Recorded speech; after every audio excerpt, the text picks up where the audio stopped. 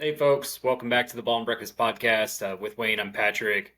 Tonight we have a special for you. We are going to draft our all time teams for baseball starting in 1990 through the present day. So, essentially, what we're going to do is go back and forth for 20 rounds.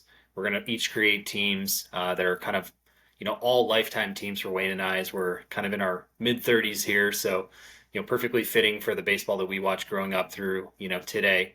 But essentially, if a baseball player had played, you know, a good amount or maybe the majority of the 90s of his career all the way through the present, they're eligible to be, drafted. So, any players that maybe, caught the first few years of the 90s, they unfortunately probably be cut from our list, but we're looking for kind of household names throughout the 90s all the way through the present. So hopefully that makes some sense. We're going to draft about 12 hitters here, 8 pitchers. We're going to formulate teams by, a standard baseball roster. And yeah, we're just going to have some fun with this. So before we got started here with the pod, we decided to flip a box of matches, heads or tails. I guess tails, and it was tails. So I get to go first here in this amazing inaugural Ball and Breakfast baseball draft here of legends. And without further ado, I'm just going to take it away and select my first pick. So it's kind of been on my list. I feel like everybody knows this guy. Unfortunately for him, he's not a Hall of Famer, but he's put up some pretty incredible numbers. Whether or not we all want to stand up and give him a rounding, applause here or standing O for what he's done throughout his career, but I'm going to go with left fielder Barry Bonds as my first pick overall. I feel like even before he started to take steroids, he was a 500 home run, 500 stolen base guy.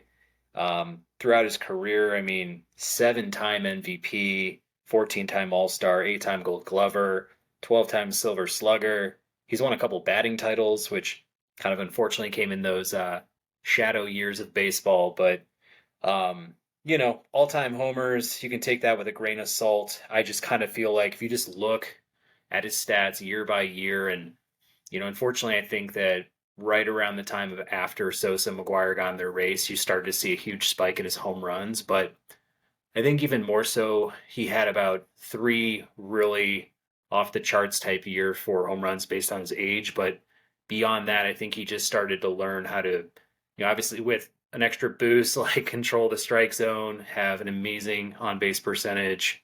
His K to walk ratio was off the charts. But in general, I feel like I can't go wrong with a guy who, if you think about the 1990s through the 2000s, was like the guy in baseball. So Barry Bonds, first choice, going to my team. Man, I think that I probably would have made the same pick. And not look at it with a guilty conscience. Once you said like no, not in the Hall of Fame, I'm like I automatically knew who you were talking about there. So, and that is the fun part about '90s baseball drafts is the best players are all cheaters apparently. So, uh, no, I think that makes sense, and all the MVPs, and he did have a Hall of Fame career right before all these steroid allegations and such. So, yeah, I think that's a solid pick. Definitely makes sense on my end. Um, Now with my pick, I definitely thought about this too. Uh, you know, I think there's a number of players I was looking at. Now that Barry Bonds is out there, but I am actually gonna go with another guy that is maybe not gonna be in the Hall of Fame, but put up some really good numbers too. I'm gonna go with Alex Rodriguez actually. Like shortstop extraordinaire. If you compare his stats from the shortstop position to any other shortstop in like Major League Baseball history, I know he also played third base, etc. It's pretty damn good. And the defensive side too, uh, really, really solid all around. I think he won us a couple Gold Gloves there. Biggest contract in Major League Baseball history at the time. You can definitely talk about him being like a prima donna, borderline douchebag, etc. Right? But you can't deny his talent, the stats he put up, his MVPs, etc. So I'm gonna go with A Rod, my own first pick. Yeah, no, I mean, honestly, right on the top of my list in terms of guys I would take.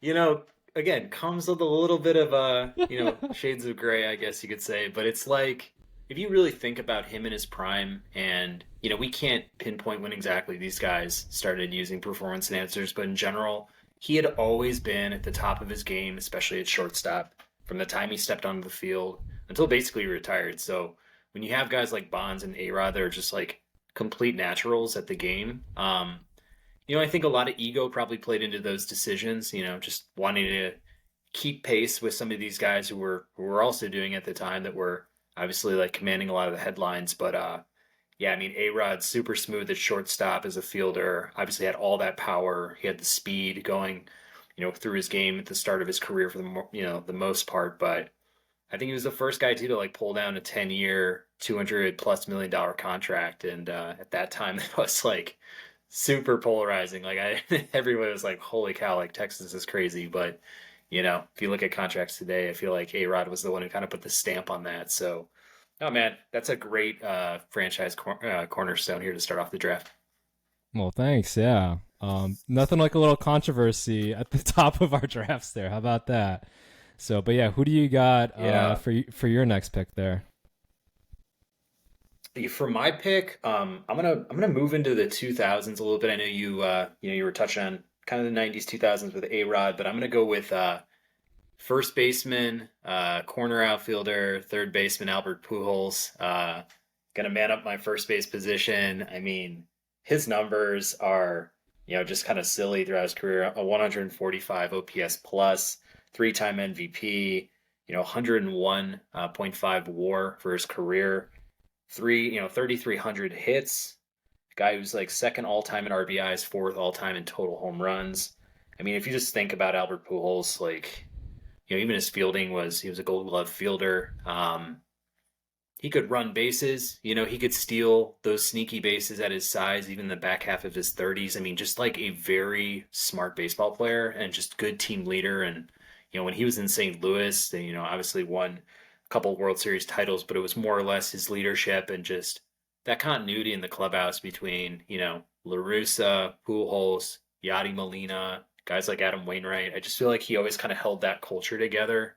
And when he left, they definitely felt that impact of him leaving, even though, sadly, the tail end of his career, the second half of his career was kind of plagued by injuries. And, to think that he put up the numbers he did and kind of like left on a really high note too, as like a pinch hitter DH type. Like he was actually putting up some decent numbers at, to end his career. It was kind of like just exhibiting and showing like his natural talents, but also just his ability to fight father time. So it's like, I don't know, man. When that guy came up for St. Louis when he was like 22 or something, he might have been even younger in his rookie year. I think he hit like 30 homers, 100 RBIs, batted 300. It was like right out of the gate. He was, going to be a perennial all star, and he just never stopped. And yeah, he's like the model of consistency. Minus some of the injuries in LA. Yeah, I think him as a Cardinal, like those were like some of the best years of Cardinal baseball, right? When he was playing for them, and then got that big contract with the Angels, battled through injuries, right through those times, and then from there kind of just bounced around. But you can't deny his 20s, right? Some of the best baseball years any statistician would just love to have, basically. So Albert Pujols, I definitely think one of the best players of our generation, and no controversy, really, right? Uh, so I think that's a good pick there. Um, I guess moving on to me, I'm gonna double dip in the controversy. I'm gonna go with the player who's won multiple Cy Youngs. Gonna go with the pitcher here. Uh, he multiple. You know what I'm going with? Multiple Cy I know where you're Youngs. taking right now. Oh, I know you're Multiple taking. Cy Youngs. Uh, pitched all through the 90s, and then yeah, I think I retired in 2007 here. I'm gonna go with Roger Clemens, the Rocket. Cheater Clemens, actually, it says here on Baseball Egg. But yeah, Roger Clemens. You talk about a player that got a bunch of no hitters, Cy Youngs, strikeouts, you name it, right? Showed dominance, pitched a bunch of innings, got a bunch of wins. You put his career numbers against anybody, any pitcher. you're kind of in awe. Like, how did he accomplish all this? So yeah, we can definitely talk steroids, PEDs, etc. But again, similar to Bonds, had a Hall of Fame career before any of these allegations took place. So I think you got to give him credit's due. Sure, he's not in the Hall of Fame, but in the end, this is one of the most dominant pitchers of any generation. So Roger Clemens is my pick. Taking a pitcher off the board here. Yeah, I mean, 140 WAR, 7 times Cy Young, 2 Triple Crowns, third in Ks all time, 118 complete games. Like you just don't see that kind of stuff anymore. So just like that stable horse, the guy who can go 9 innings and just be super dominant, especially for his time. Because now it's like, the strikeout per nine ratios are getting higher and higher for even your average pitcher. Whereas like he was doing that in the era where it was kind of unforeseen. Nolan Ryan was probably the only other guy who really put his stamp on strikeouts like Roger Clemens did. So yeah, his controversy, it still, plagues his career. Obviously, he's not probably going to get into the Hall unless like there's a, down the line type vote to get the guys who couldn't make it on that first ballot, happen. But yeah, in any case, I just feel like he'll always be revered, and we'll never really know when he started taking steroids for the most part, or like how that affected his pitching performances. But I mean, he was already a shoe-in before he probably started dabbling with that stuff. Yeah, I mean, I feel like you got to take him here. One of the best pitchers of any generation, steroids or not. So, yeah, I just felt like I needed to take him there. But I don't follow you for picking Pujols, though. He's a really talented player without the controversy. So, but yeah, who do you got next? For sure. Man, yeah, I mean, so I'm a little pressed because I'm looking at the past and I'm thinking about the present right now too. And I've been on record saying that I think this guy is the best baseball player to ever walk the planet.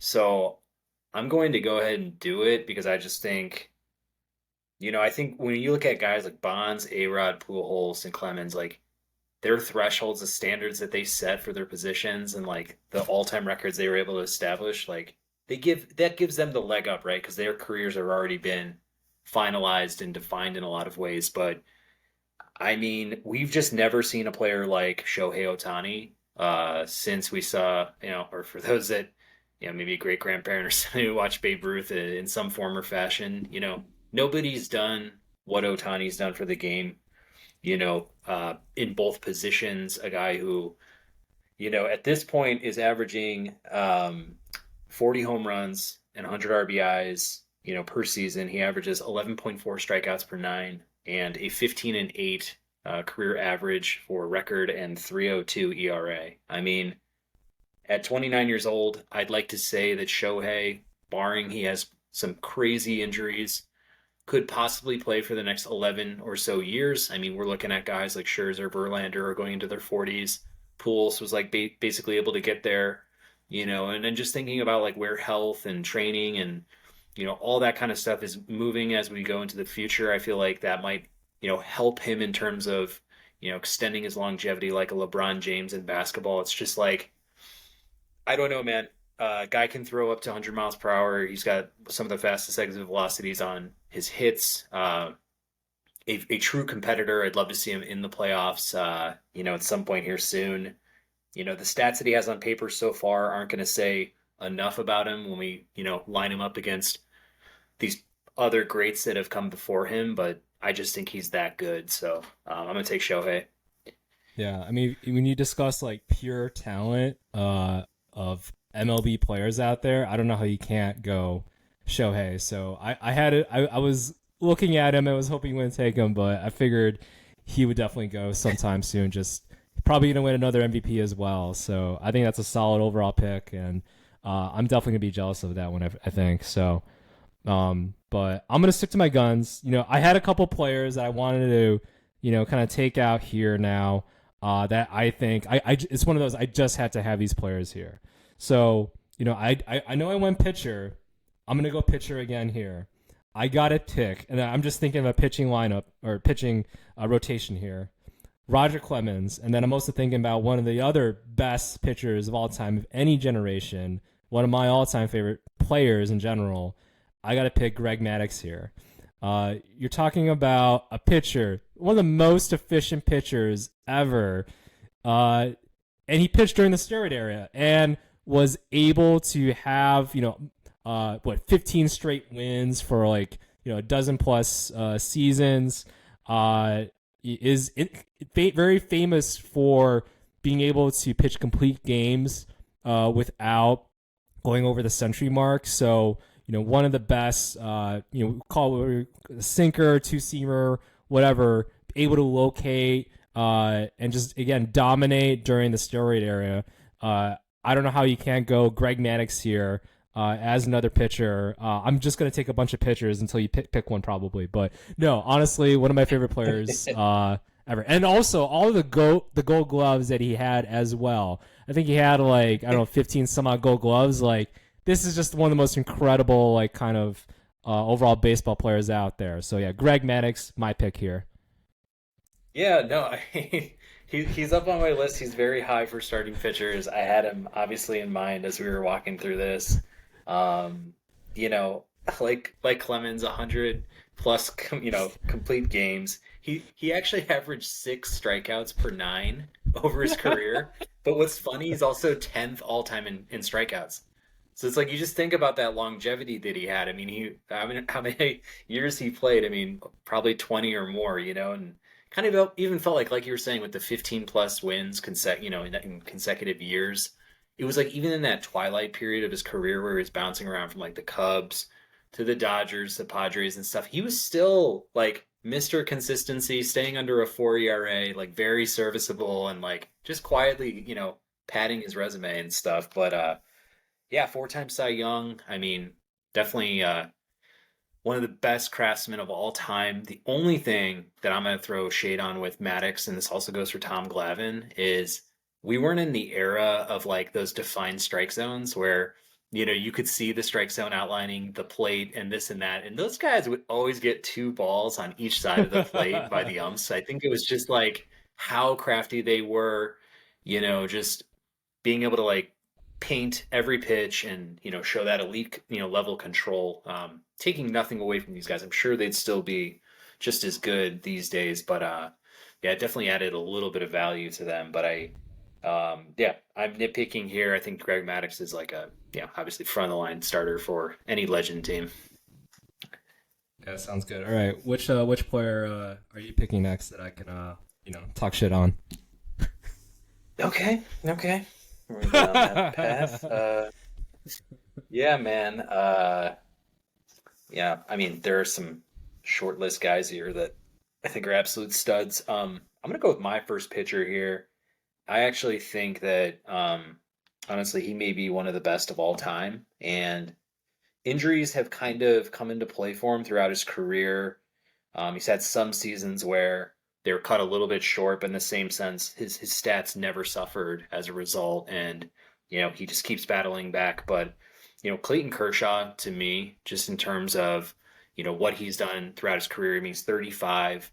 Let's say he stays healthy for a few more seasons more here. I know he's had back issues, he had other things throughout his career, but if he can cobble together a couple more seasons here and maybe get to 250 career wins, I mean, a guy who already has 80 WAR. I think Maddox was in the 105 territory. I think Clemens was like what we were talking about, 140 or something like that. But like 80 WAR territory, 208 career wins. He's a 2.48 career ERA, which is about a point lower than some of the greats out there. I mean, if you look across the board of all-time great pitchers, I mean, he's almost a point lower on the ERA.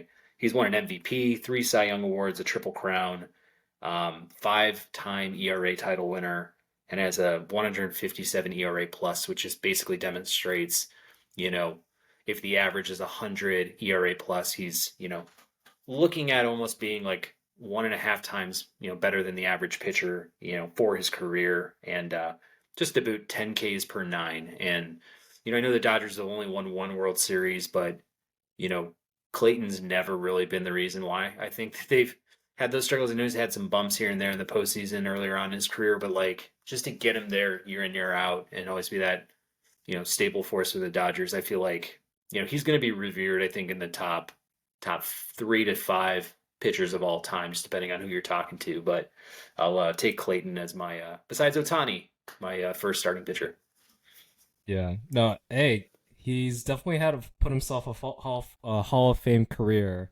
But yeah, that postseason ERA, I just always recall him getting rocked like when it mattered the most. I felt like he has a 4 point was a 2.2 ERA in the postseason, which for a legendary pitcher, like I don't know any other pitcher like that has a higher ERA than that. I feel like here, I think I'm looking at Maddox. He has like a 3 point. It's like 3.2, I think says here, and I'm sure Roger Clemens. He's definitely had a lot of postseason success from what I recall. So, I mean, that is like the one thing you can knock. Like, he's kind of like the Peyton Manning, if you will, right? Of hey, I've achieved every other kind of accolade I think with regards to a pitcher, but I suck in the postseason, like for whatever reason why, right? He just never showed up there, but has a ring though, so it's like okay, great. Though to your point was not because of him, like almost like the opposite of like Madison Bumgarner, right? Where was it Madison Bumgarner? Like he'll have like a decent like regular season, but postseason Madison Bumgarner like lights out, like can't touch this guy, right? So, yeah, I just feel like that's like the one knock on him, but definitely one of the best Dodger pitchers of all time, and for sure one of the best pitchers I think in the 2000s onwards. So. Yeah. Cool. And then I guess moving on to for me then for my next pick, I'm gonna go hitter. I'm gonna go with one of the sweetest swings you will ever see coming out of center field. We were talking about this person before, kind of on the fringe from the 90s there, but hey, hits there right there at 1989. I'm gonna go with the kid, Ken Griffey Jr. So again, one of the sweetest swings out there. Mr. Mariner, right? You talk about Mariners, like the first name that comes to the mind, I think is Griffey, and then like sure Edgar, for sure. But honestly, like one of the best players, one of the coolest guys out there too. Great ambassador of the game. Also has one of the coolest baseball sports games as well. So I feel like how much can you not love this guy? And then yeah, kind of, I feel like some of his legacy might have been lost with regards to like the steroid people, like with the Bonzes, the Sosas, the McGuire's of the nature. Like definitely had really great seasons while those guys were hitting like 60 plus homers. He was hitting 50 and such. So I think that's where there was he definitely got overshadowed there. But you can't argue his contributions to the game. Definitely battled some injuries when he was returned to his home in Cincinnati, but at the same time, like what you're mentioning with Pujols, kind of a similar career path in that sense. So, but yeah, very fortunate that the White Sox got him, even though it was later in his career, I guess. But yeah, King Griffey Jr., I don't know. Again, that sweet swing, awesome home run swing, Gold Glove center fielder as well. Definitely got to take him here. Yeah, I mean, Ken Griffey is Ken Griffey, and Ken Griffey Jr. Slugfest is honestly one of the best games of all time on N64. Like, really, that was a great game. Played it religiously at home, but yeah, like starting at age 32, he couldn't really cobble together full seasons. I mean, not even half seasons in a lot of cases. I think 144 games was the most he played past the age of 32 in a single season. So definitely put a dent in his all-time home run totals, probably RBIs, runs, etc. But yeah, home runs especially. I mean, I think he ended with 630, probably like 100, 30 plus short of the all-time record, which is a bit tainted at this point too by one of my guys. Uh, but yeah, man, Griffey was obviously a pure stud. Came up at 19, never looked back. I mean, he was born for it. So yeah, man, I love the kid. That's a great pick. And yeah, man, shout out Ken Griffey Jr. Sweet. Who do you got next? Man, I'm gonna go with a guy that's had a similar career as Ken Griffey Jr. They play the same position. This guy is still in the major leagues. He's been plagued by some injuries, but in the same sense, he has a higher career WAR total than Ken Griffey Jr.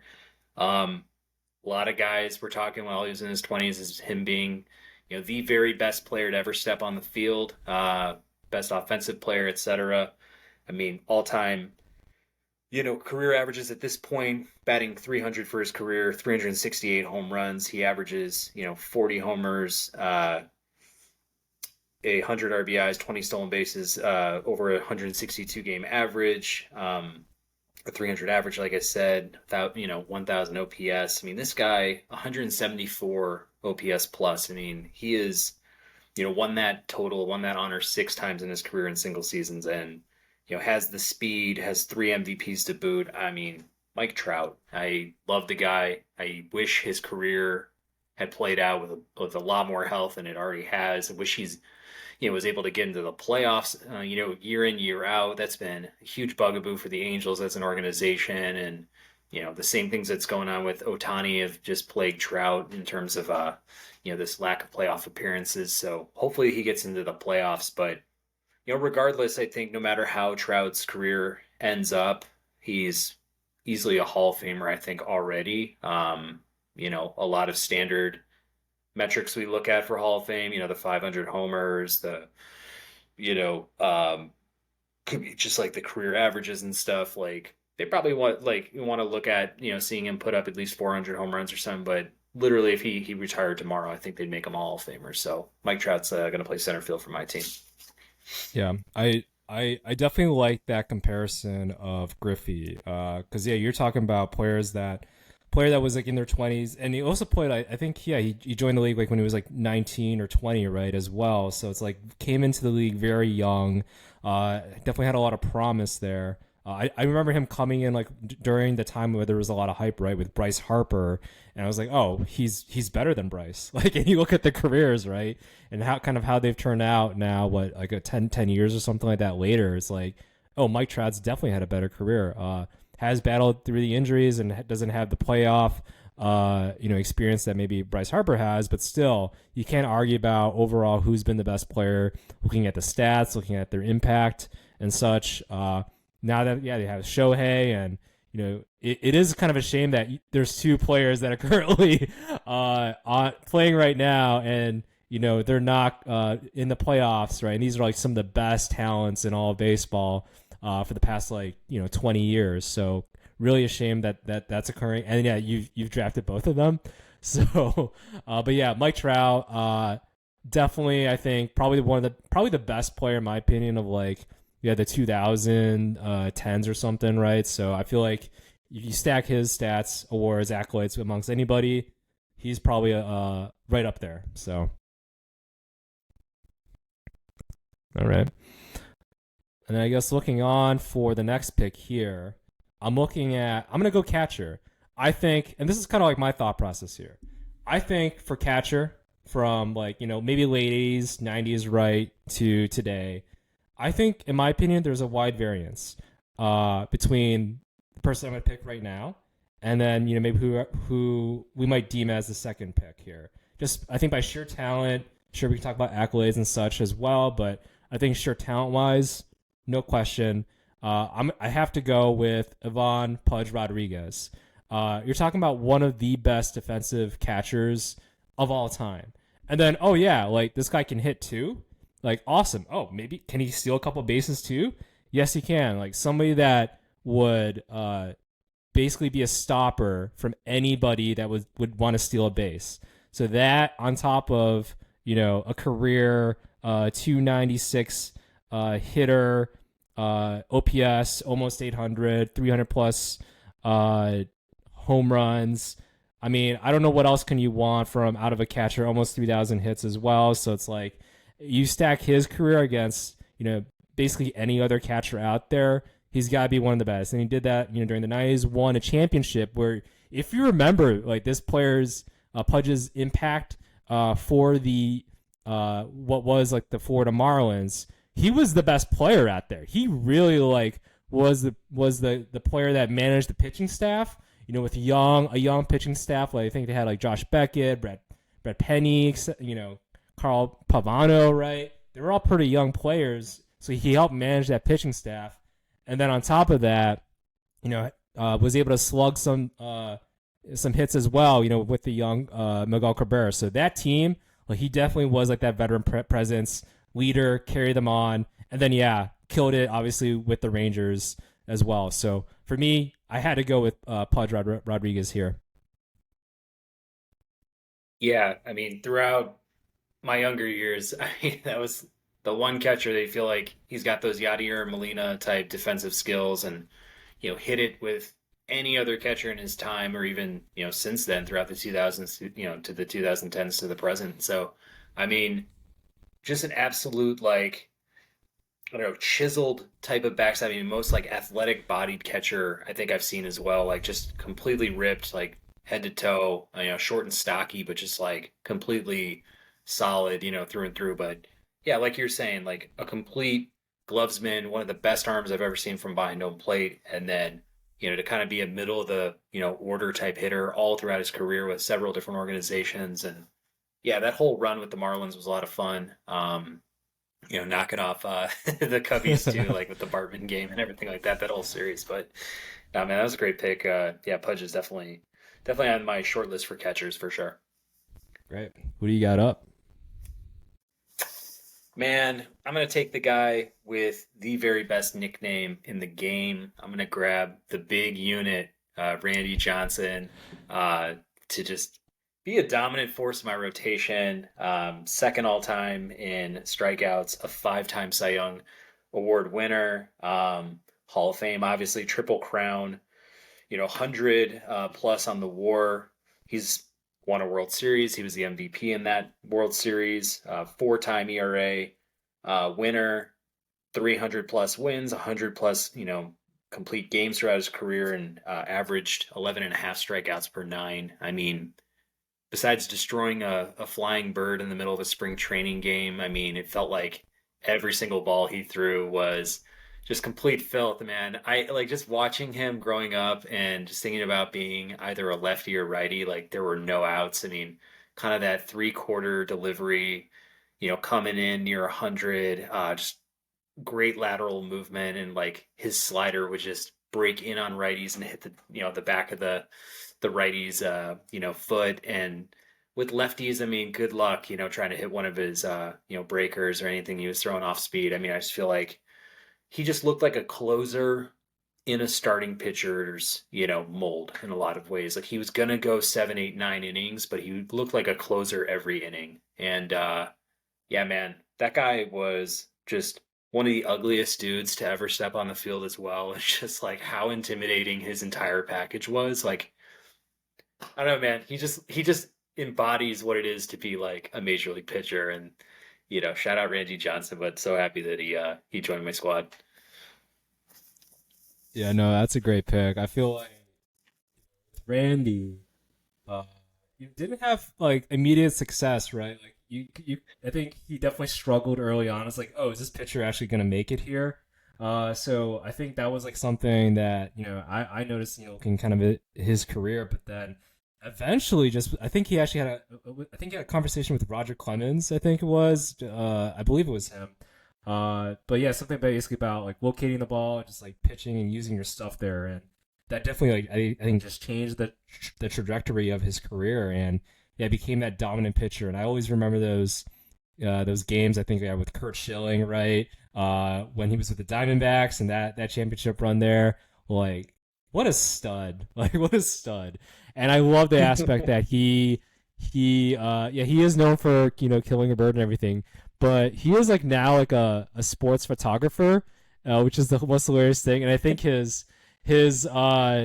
logo for his company is like that dead bird essentially. And I don't know, I think that's just a nice like little quirk of Randy Johnson. Like he kind of just owns his whole persona. Like yeah, he's an awkward whatever type of guy and all that, but at the same time, like he's just being himself, and you gotta love him. You gotta love him. Yeah. Yeah. All right. And then moving on to my next pick. Well, since you got a pitcher, and I feel like, I got some pitchers here, and you took the lefty that I was like anticipating on taking here. I might as well go a couple righties here. I'm going to go with one of the most dominant pitchers in the 90s. You're talking about a guy that, again, during this whole steroid era where people were hitting home runs and, we were at record pace in terms of run production, batting averages, etc. This pitcher had two seasons sub 2 ERAs. Just be unheard of again during this time. So I'm gonna go with Pedro Martinez. Uh, That's you know, seriously my next pick, man. Seriously. I had to Fucking take him. snipe me. I had to take him. Yeah, like he retired with an ERA under 3. Again, this is a pitcher that pitched during the steroid era. That 2000 season where he had a 1.74 ERA. I think many people consider that one of the best seasons of all time. Again, if you compare his stats and he has his ERA and such to other players during that time, it doesn't touch it. And then yeah, he also almost got 300 strikeouts in the same season as well. So one of the best, just the best stuff overall. One of the best changeup, circle change. Had also really good curveball, and then he had a couple heaters there. Was definitely known for making sure, like, commanding the strike zone, making sure you weren't crowding the plate.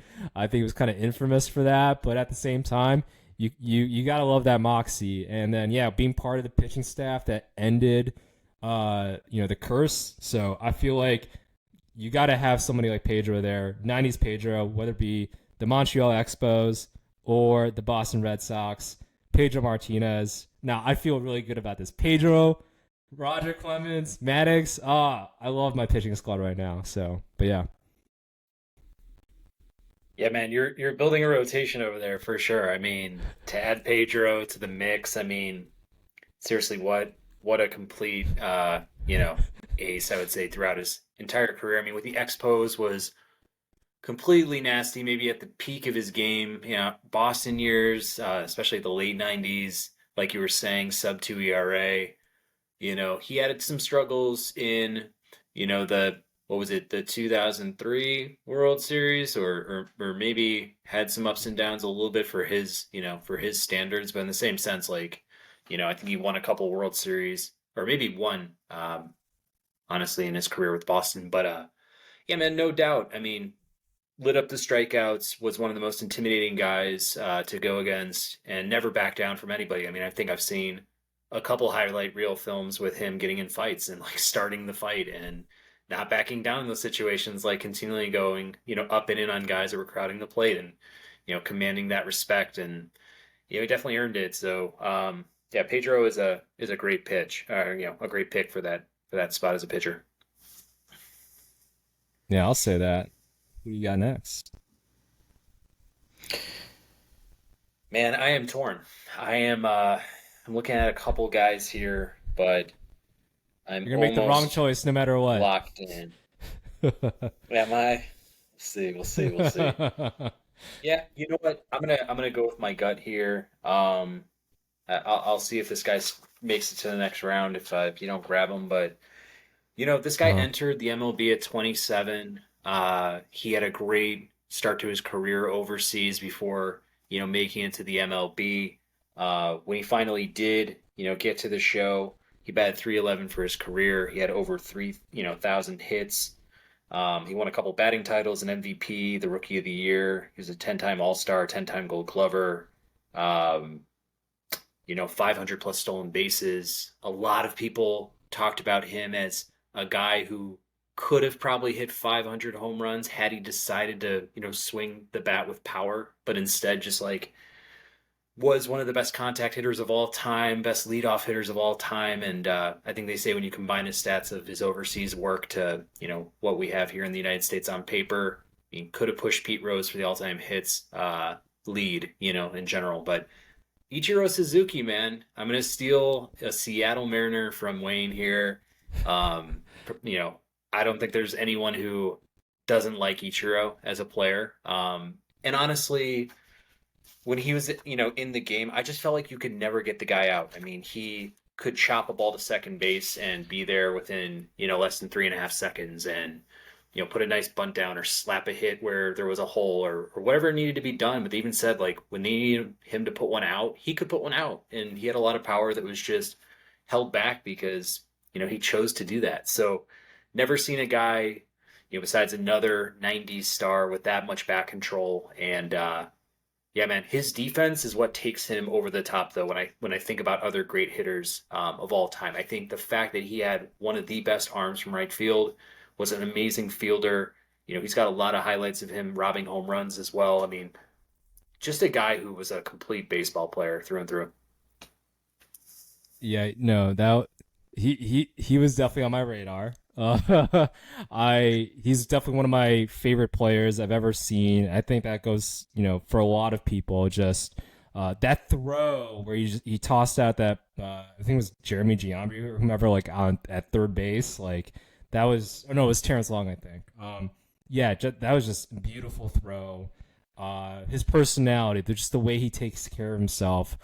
He was probably the most the batting stance that I probably most like mocked, when I was like playing softball or whatever, right? So just a fun player, right? And the amount of like the time that he took to get to first base and got out of the batter's box, it was insane, right? Like you would see he was just what would look like a routine ground ball, like he would get a single out of it and get on base there, and that's the reason why he's able to, have all the hits that he's been able to manufacture. So, one of the most entertaining players of any generation anybody can possibly see. So, yeah, that is like the one pick. I'm pretty jealous about this, man. So, yeah, good pick, I think. Yeah. I guess moving on from me, I'm torn between two players too. I think we're getting into that territory where it's like, okay, let's think strategically about who we want next here. But the player I'm gonna pick, I think he's one of the best defensive players of all time. I think he was, as much as I hated uh, the Cleveland at the time Indians, right, against the White Sox during the 90s 2000s. I always appreciated this person, and then he eventually joined the White Sox for a couple of years. But yeah, I gotta go with Hall of Famer Roberto Alomar at second base. I was debating between some other players in second base. Don't want to say too much about them, not to knock on them, but again, you combine the defensive end at second, and then you also look at him being able to hit, get on base, etc., manufacture runs.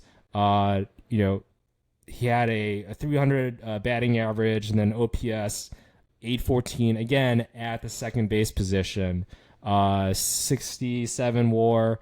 And then all the 10 Gold Gloves as well. Won the ALCS MVP, All Star MVP, 4-time Silver Slugger. So and he's also a switch hitter as well, and I think that's great here. So Roberto Alomar, yeah, love him or hate him during his time in his career, but in the end, one of my favorite overall players, I think, at second base.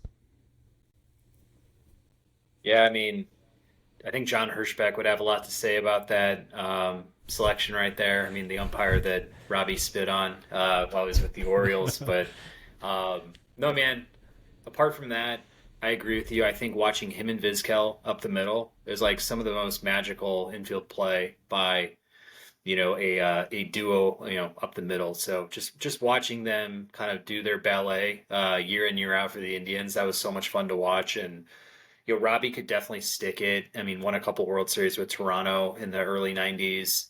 Man, yeah, just a complete baseball player. I mean, batted over 300, 2,700 plus hits. I mean, that guy was a complete stud. And at second base too, he played, kind of a scarce position for, real elite type hitters or type talents, especially for the era that we're covering here. So, I mean, I think that gives him just an extra boost overall. But yeah, man, definitely a fabulous baseball player. Yeah, thanks. Who do you got next? Man, for me, I got a guy who's got a little bit of positional versatility. A guy who obviously played a good amount of time over the '80s, established himself as an all-star for many years. I mean, bled into the '90s where his career kind of started to wind down, come to a close. But man, I'm going with the Iron Man on this one. I'm going to grab my guy Cal Ripken here. A 96 career WAR, 430 home runs, 3,184 hits. He was part of 19 All-Star games, 8 Silver Sluggers, 2 Gold Gloves, and he won a pair of MVPs. A guy who could play, you know, obviously beating Gehrig's record for most consecutive games played. I mean, just to think about the grind and the haul it takes to play 162 games per season. Let alone do that over you know decades of baseball is just unheard of, especially in today's day and era of load management and other things. I mean, I don't think his career games consecutively, played will ever be beaten. Just thinking about how many injuries come into play and just how rosters are finagled on a daily basis now in today's game with matchups and everything like that and analytics. But apart from just him being in every game, I mean, there was a reason why he was on the field for that much, time as well. I mean, just looking at his career numbers and obviously like a class act, high character guy, just revered in Baltimore. And yeah, I'm going to pencil him to, into shortstop here, maybe a little third base. He might hit the bench on some games, to break the Iron Man streak for my team. But, Ripken will definitely be a staple on my team. Yeah, I think that's a good pick. You definitely can maybe pen him into the lineup, right? Just knowing that he's going to be able to play and show up there. So, one of the most I think revered type of players out there, right? Just very much known for, and that I think it was like 99, 98, like All Star game. I think like whichever one was like his last All Star game. I think that was a very memorable moment where he hit that home run. I think it was in Safeco at the time in Seattle. So. Yeah, I think good overall, solid pick there. So, and I guess for me, moving on. Oh man, I gotta do it. I gotta do it again. I'm kind of taking this player out of a little bit more on the sentiment side, but at the same time, he's the best at his position of all time.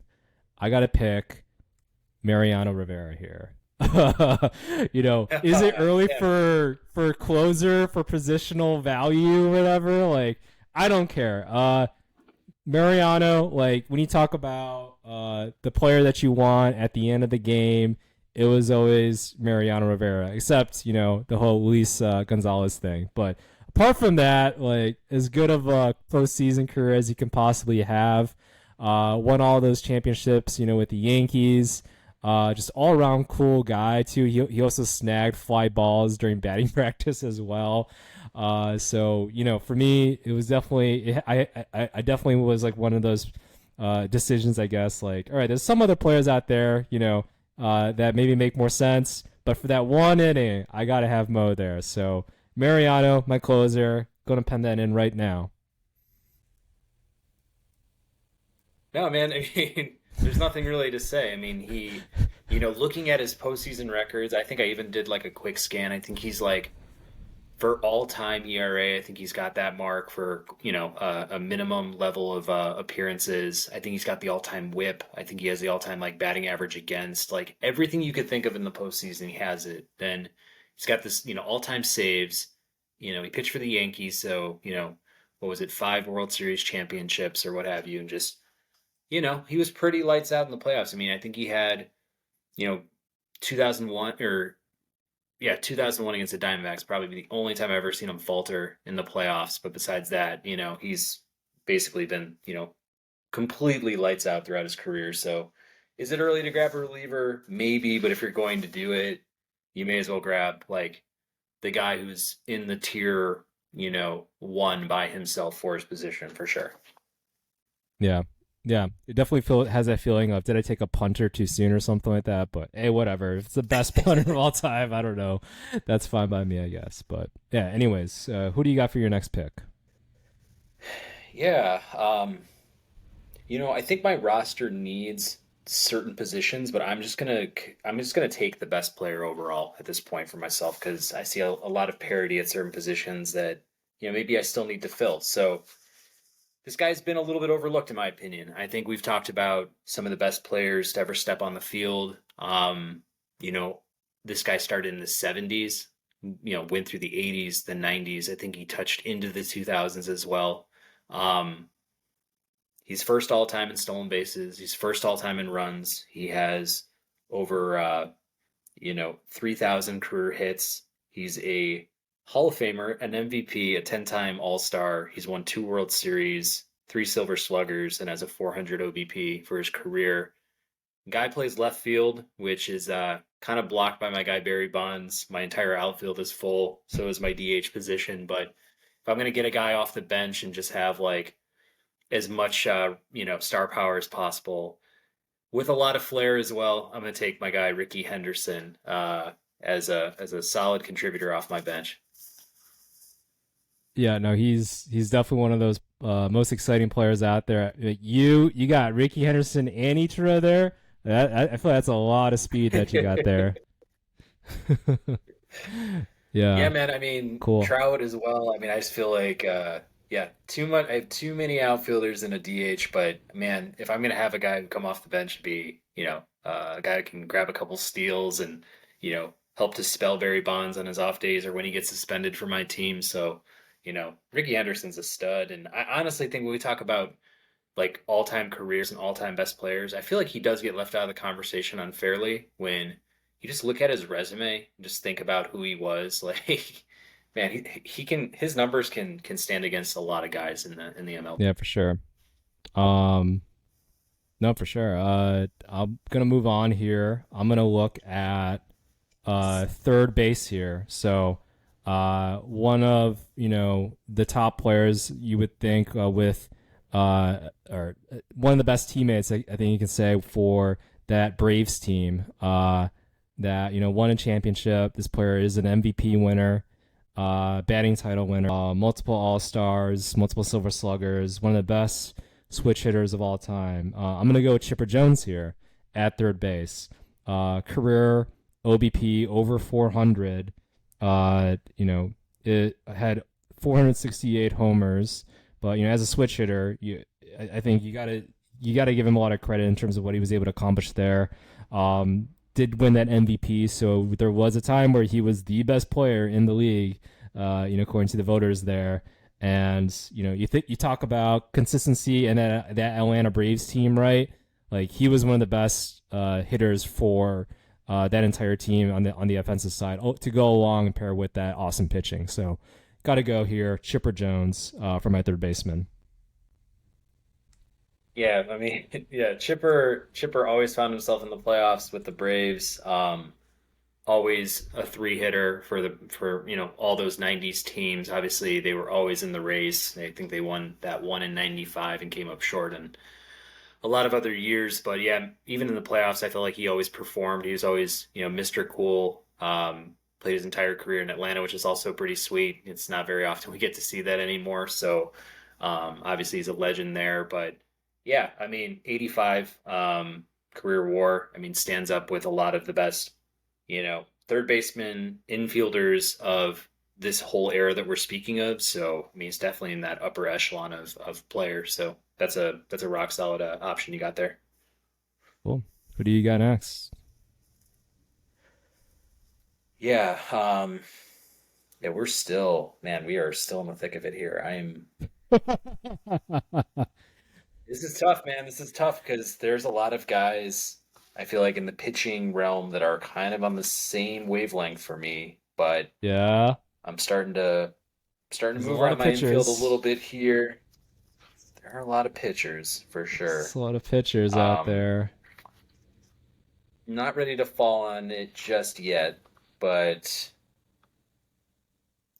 I'm just gonna go for the guy that, man, I think everybody, he's gonna get the overrated stuff. He's gonna get was he really as good as he was advertised throughout his time, in our era that we're talking about here? But for me, man, he lived up to all the hype that he got. I think in some ways you could consider him a little bit underrated for everything that he did for the game of baseball, even for the New York Yankees. But man, you got to go with the captain, Derek Jeter, is somebody that I think is just like the definition of a gamer. If we're talking about guys who you get to the playoffs, you get those tense moments, you need a big hit. I mean, Mr. November himself, like I always seem to get the big home run. He obviously made that play in Oakland that is just replayed, almost annually. I feel like during the playoffs, the flip, and the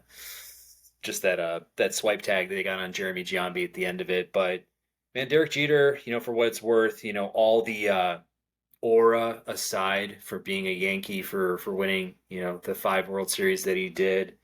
I mean, guy still, had 3,400 plus hits in his career, batted 310 lifetime. He's 11th in all time runs. He won a World Series MVP. Obviously, the five that I talked about, but 5 Silver Sluggers, 5 Golden Gloves, 14-time All Star. He was the Rookie of the Year. He's already a Hall of Famer. Man, just everything that I'd want in a baseball player is Derek Jeter. So, I'll see if I can move Cal to third base and have Jeter, man up short. But either way, if he's on my bench, he's on my bench, and I can live with that.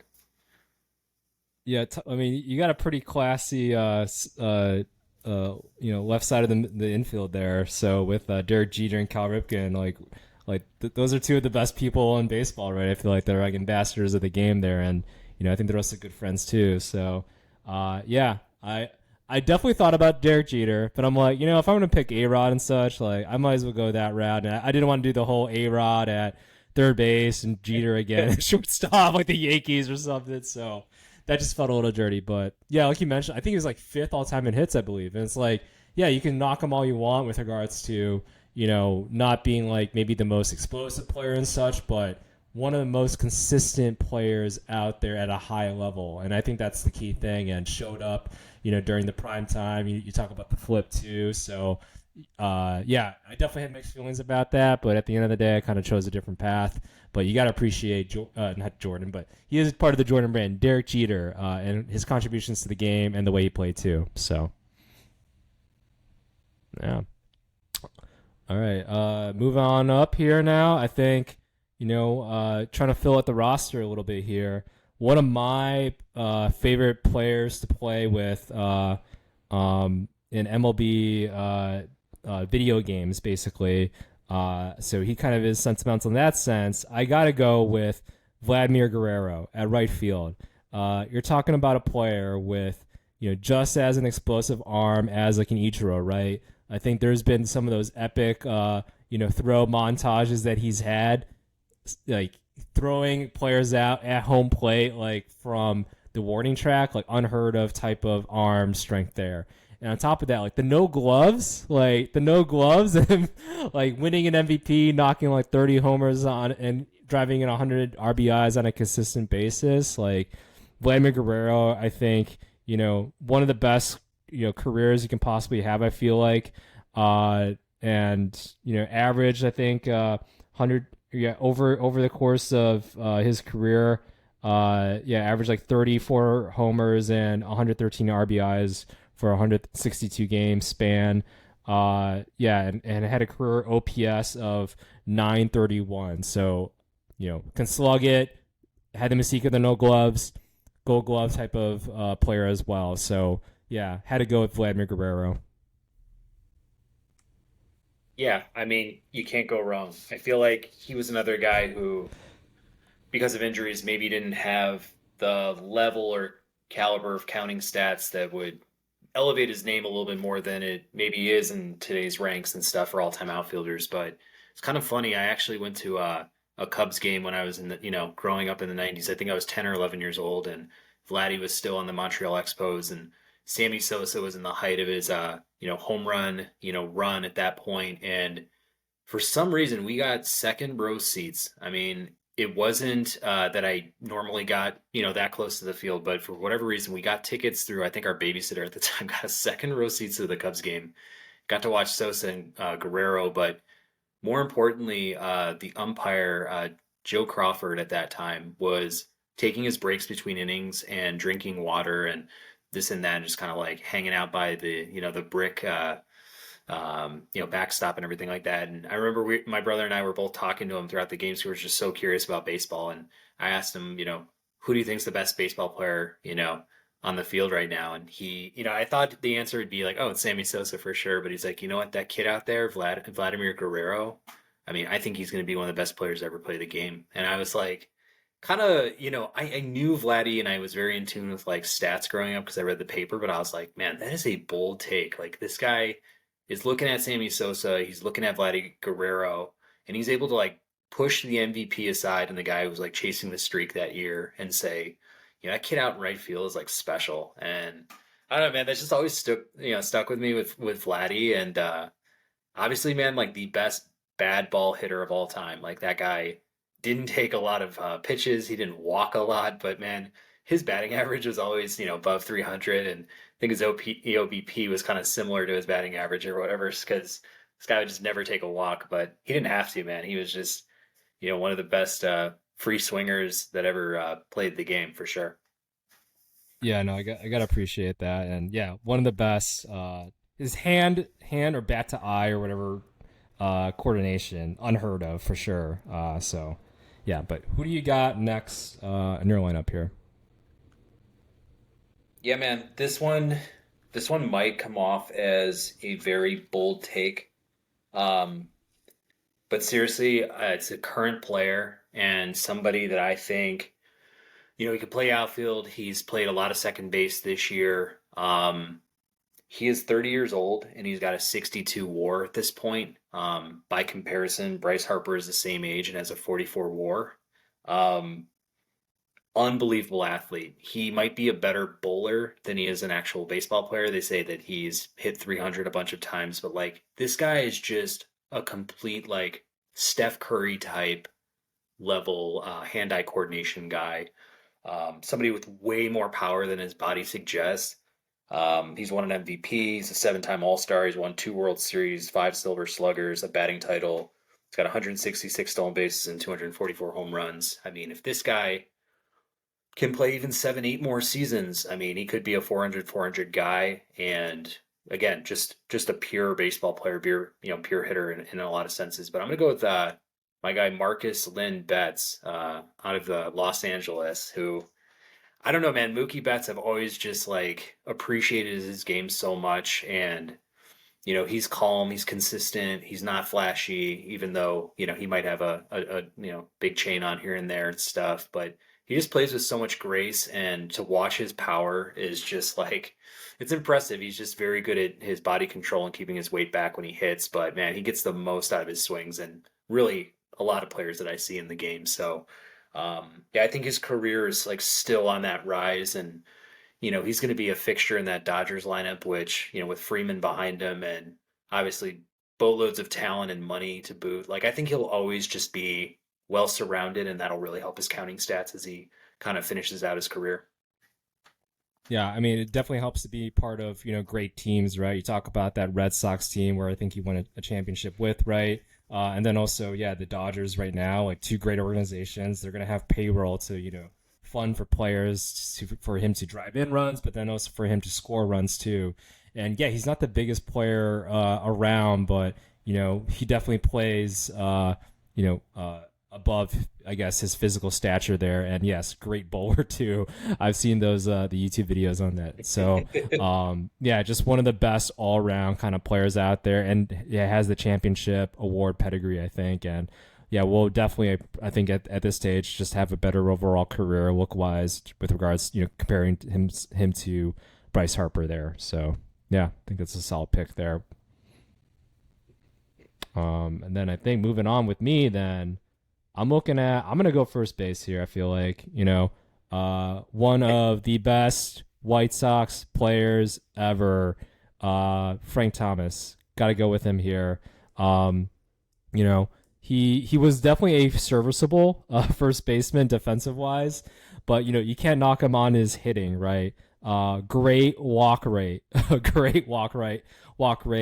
Doesn't strike out as much as like compared to like the Adam Dunns of the world, right? So has always been great at batting average and hitting for average, while also kind of complementing that with the power. You're talking about a guy that nobody questioned with regards to utilizing steroids or PEDs, just because he's always been so big. He played football as well, so like he has always had that stature. But then with that stature, was able to develop his tool set.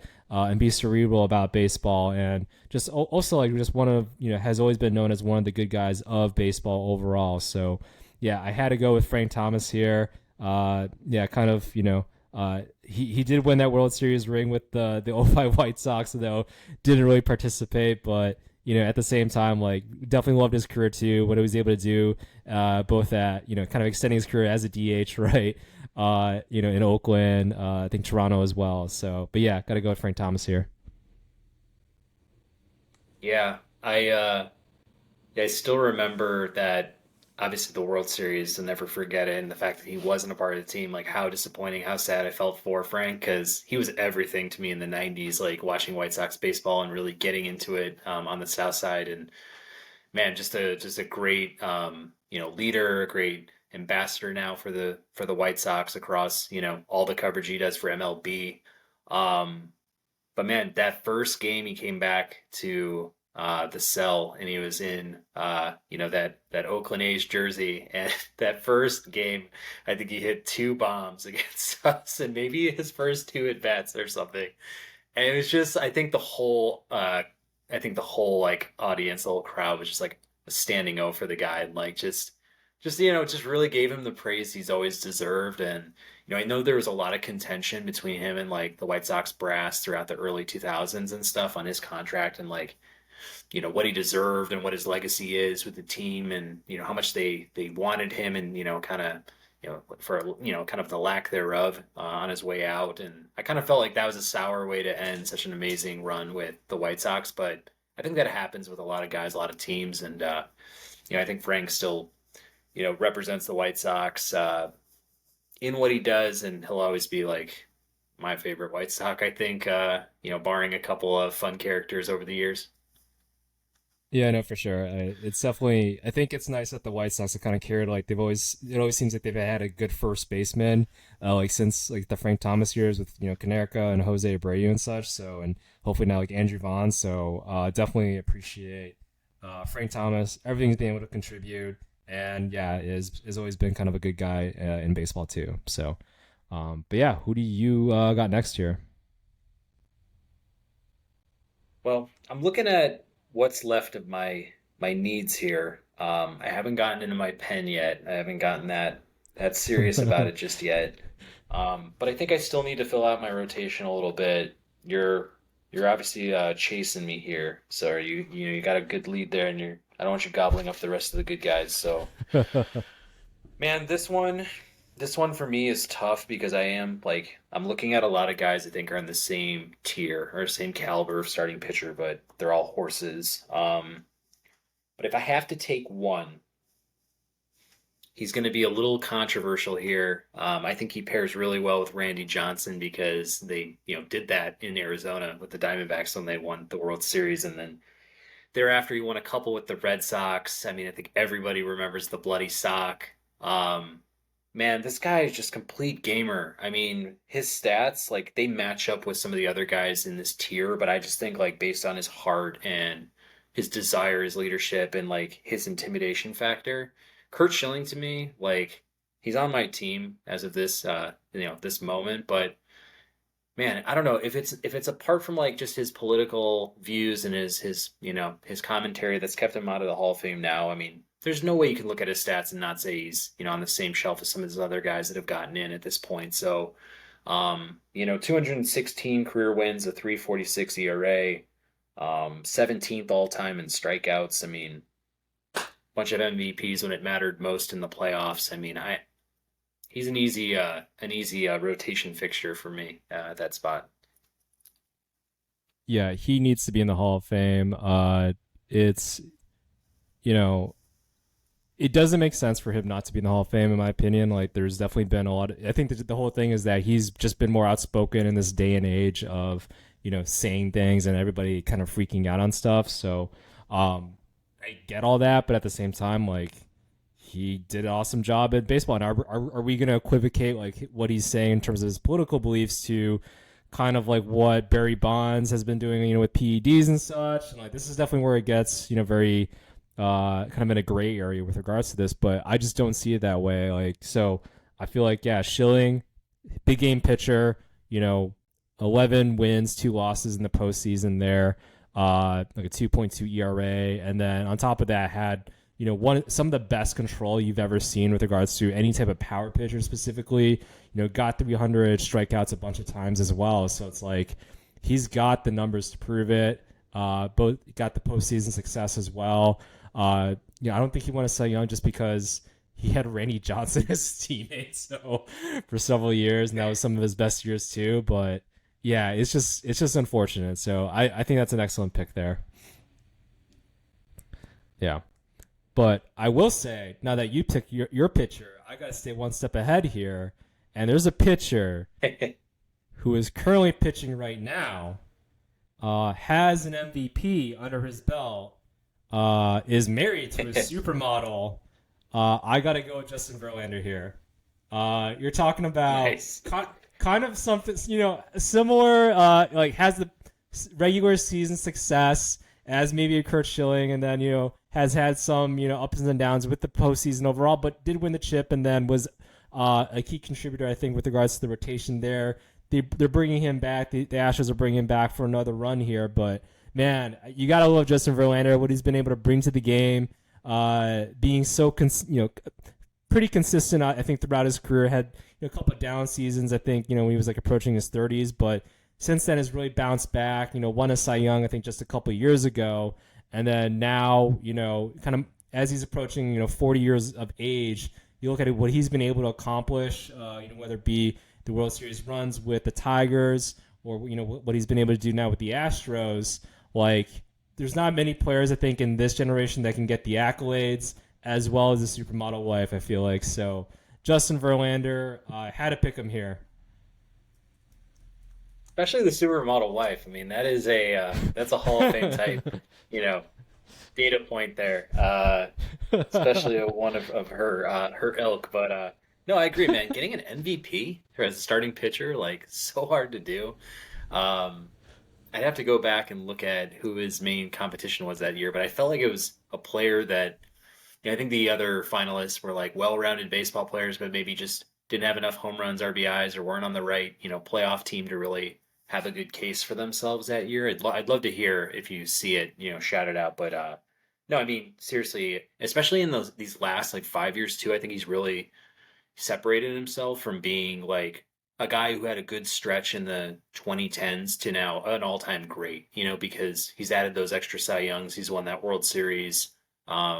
You know, he's pitching at an elite level going into his 40s. I mean, that's kind of unheard of in a lot of senses. So, yeah, he's really started to make his resume, better and better as like one of the, all-time top 20 best starting pitchers of all time, or however you want to categorize it. He's right up there with a lot of the guys. Yeah, no. And yeah, you talk about that MVP season. It was back in 2011 here. I have the stats here, but yeah, so he won 24 games, which I think was like the highest. It's probably never going to be touched again, like just in, today's day and age. Had a, 2.4 ERA, 251 innings. Like, this is unheard of stuff. And then 250 strikeouts. So it was pretty efficient there. But yeah, it was going against Jacoby Ellsbury, looks like. Jose Bautista, Curtis Granderson, Miguel Cabrera. But if you look at WAR that season, I think he had the highest, had a 8.6 WAR compared to, it looks like Jacoby Ellsbury had an 8.3, Batista had an 8.3 as well. Both those players, kind of like your, batting 300-ish, OPS like over 900. Jose Batista had one over 1,000. So, great seasons overall, but yeah, it's hard to, kind of compare that with 24 wins, a 2.4 ERA over 250 innings pitched as well. So, yeah, one, we could definitely debate, I guess, between like, does a pitcher really deserve an MVP? Like, isn't that what the Cy Young's for? Whatever. But yeah, he definitely, I think, kind of was the MVP if you want to look at it from like value standpoint. So, but yeah. Cool. For sure. Yeah, so I guess moving on to my next pick, we only got a few offensive spots left to go here on filling those in. So I'm going to go over to the pitching side of things, try to grab another starting pitcher that I think is worth noting here. Go with Tom Glavine. I think overall 300 plus wins, a 350 lifetime ERA, two Cy Young awards, a World Series in '95, and he was the MVP for the series itself. Um, 56 complete games. I know we talked about guys in the hundreds in that sense, but like Maddox, he was also just like just very crafty. Always like kind of eliminated hard contact. I mean, I feel like he was just so stable. He was always like that stabilizing, number one, number two in the rotation, especially for the '90s Braves, which may be one of the greatest teams across the decade of all time. Yeah, I mean, not to mention he had four Silver Slugger awards. So, I mean, I know there was that classic commercial of, Chick Stick the Long Ball and Maddox and Glavine kind of being like a punchline in that. But in all sincerity, both those guys were really great hitters. And, Tom Glavine was, I'd love to know what his all-time batting average was. I should have looked that up. But no, I mean, I just think when we talk about the Braves in that rotation, I mean, there's three guys there that I think like carried that thing for 10 years or so, and man, all greats in their own right, and he's a Hall of Famer to boot. So yeah, Tom Glavine will be my without Otani would be my fourth starting pitcher. Tom Glavine had a buck 86 batting average, which hey, I guess that's okay. And then, but he did have a career best. He did have a career best though, 96. He had a 289 batting average actually, which is, I mean, that's pretty impressive for a pitcher. So, yeah. How many career home runs do you know? I don't know. It doesn't say right here. It's not showing up Take a look. here yet, but yeah.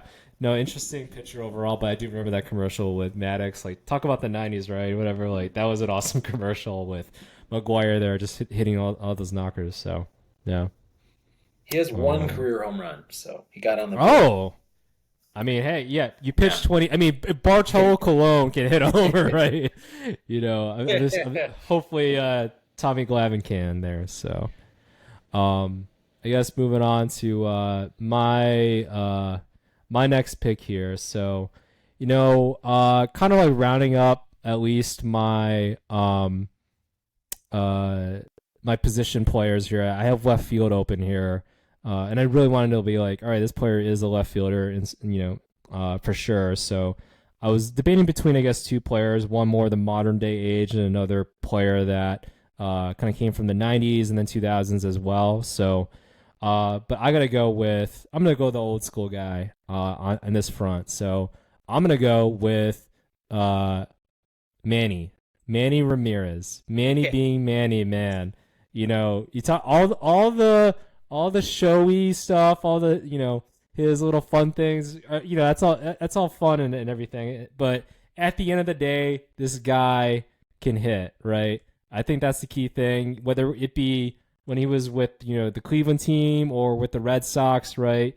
He also was a very clutch individual as well. So I definitely had to go Manny here, left field. Him, with the monster, that was always a kind of a fun little thing over there for the Boston Red Sox there. So you're talking about again, one of the best hitters overall. Similar, I guess, stat line maybe to like a Frank Thomas in that he can hit, be able to hit for average as well as power, and get on base in general. So yeah, Manny also had a stint with the White Sox too. Ramirez, gotta have him, my left fielder here. Dude, excellent pick, and we all know the Boston run that he had, the era that he had there in Beantown, all the antics, but all the big shots as well. I feel like when I think about Manny Ramirez, the funny thing is I always see him in the Cleveland Indians jersey at the start of his career, and just how athletic he was as a right fielder. He actually, gained a lot of weight, I think, moving his way into Boston. Whereas like when he was younger, I mean, just incredible opposite field power. That whole lineup was just so dangerous with, Tomey and you had Robbie, you had Omar, Kenny Lofton at times, Marquise Grissom when they made that trade. Matt Williams came over at a certain point. It was Sandy Alomar. It was just like, there's so many greats from the '90s in that lineup, and I think Manny, maybe during the '97 World Series, maybe the '95 World Series, was batting like sixth or seventh in that lineup. So it's kind of like, you just go back and watch like those highlights and stuff, like. it was just cool to see him progress throughout his career and like again, perennially a 30 home run, 100 RBI type guy with a really high average and on base, percentage as well. And man, seriously, one of my favorite players. Like there might be some steroid allegation stuff that's kind of floated over his head, at the tail end of his career, especially, but it's not how I really think about him. I don't know if he was really on that stuff in the meat of his career, but yeah, in general, just a great hitter.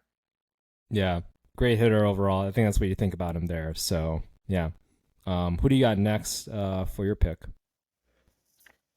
Yeah, I think I need to round out my rotation here because I feel like if I don't, I'm gonna regret it with the cliff that I see coming. Past the guys that I personally prefer, but I'm gonna go with a guy who, like Verlander in this era, um, just a complete like ace, wipeout type right-handed pitcher. I mean, they really do model themselves after each other a lot. They've played on a couple teams together, including the New York Mets. I think you know where I'm going with this one. I'm going to take Max Scherzer. He's chasing Verlander a little bit in the WAR category, but has a better lifetime ERA than him. They both have the same amount of Cy Youngs. They both have won a World Series at the very least. Max is 12th all time in Ks. Um, and just in general, I've had a chance to watch him pitch a bunch living out here in DC, and I actually got to go to his 20 strikeout game, and it was really awesome, man.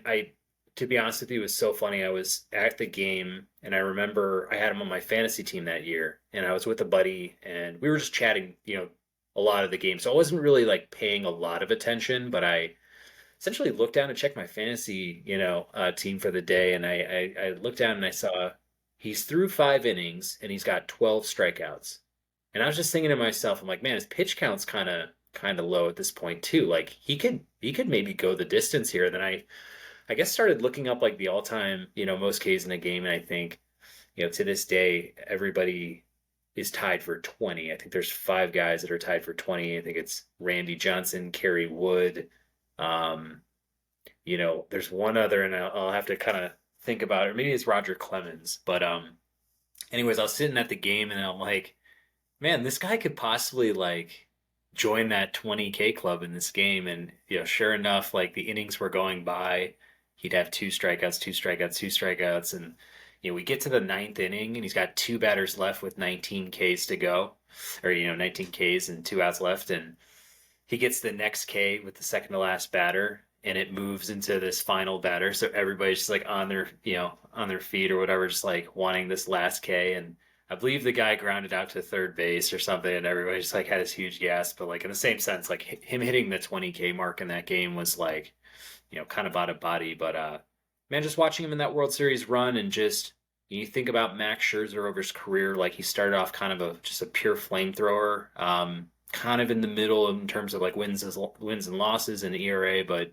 once he came to Washington, like completely changed, his narrative. I know he had one really strong year in Detroit at the very least, but man, just became that perennial ace, and glad to add him to my team.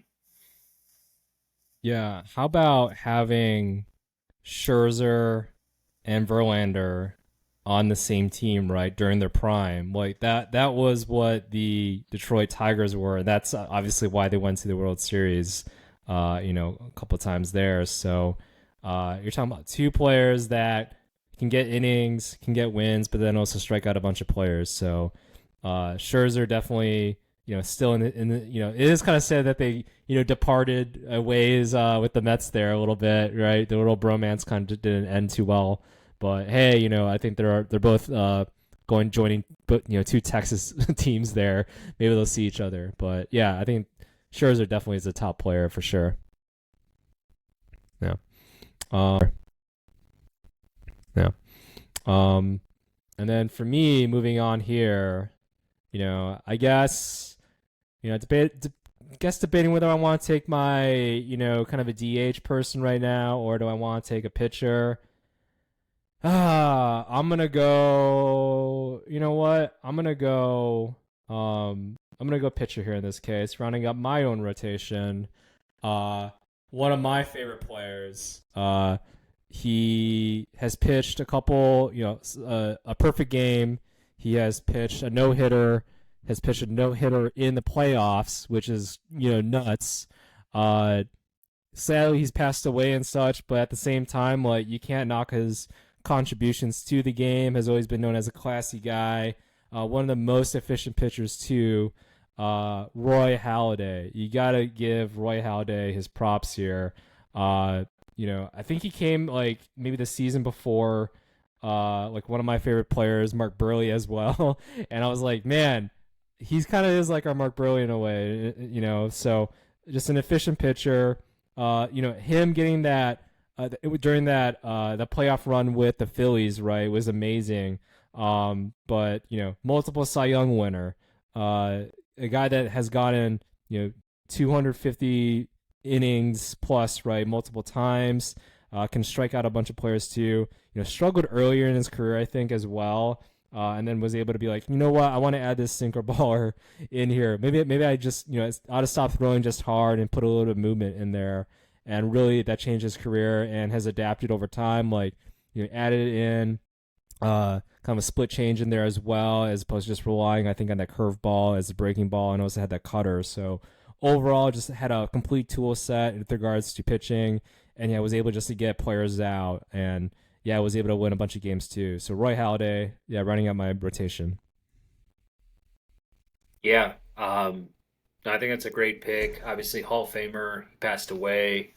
One video that I actually watched fairly recently was talking to former MLB players that were on the MLB Network analyst crew, and then speaking about the most dangerous pitchers they've ever faced. And Randy, Pedro, they were both selected, but I believe it was Carlos Pena was talking about how hard it was to hit off Roy Halladay because essentially the guy had 6 pitches he had command of, and he said he used to call him the spider because essentially the ball would come and all he could think about was that ball spraying in 6 different directions, and essentially he just had that location, the break in, the break out. He had stuff that could go up, go down, and it's pretty incredible, just to get that kind of praise from, players that have faced probably all the greats in the game for this era that we're talking about. And, you may look down at his stats and be like, the counting stats aren't, at the heights of like a Maddox or a Clemens and stuff. But you think about certain runs that Halladay had with Toronto and Philly, like near unhittable type of pitcher. And,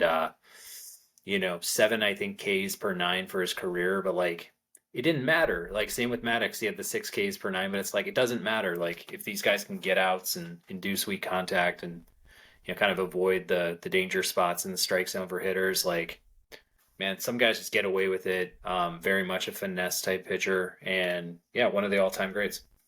Yeah, definitely ate up the innings. Got a bunch of complete games, and had a 3.3 ERA at the end of his career for that. Which for all the innings he's pitched, like that's pretty damn effective. And then talk about the no hitters, perfect game and such. No hitters during prime time, like that's as good of a pitcher I think as you can ask for there. So, yep.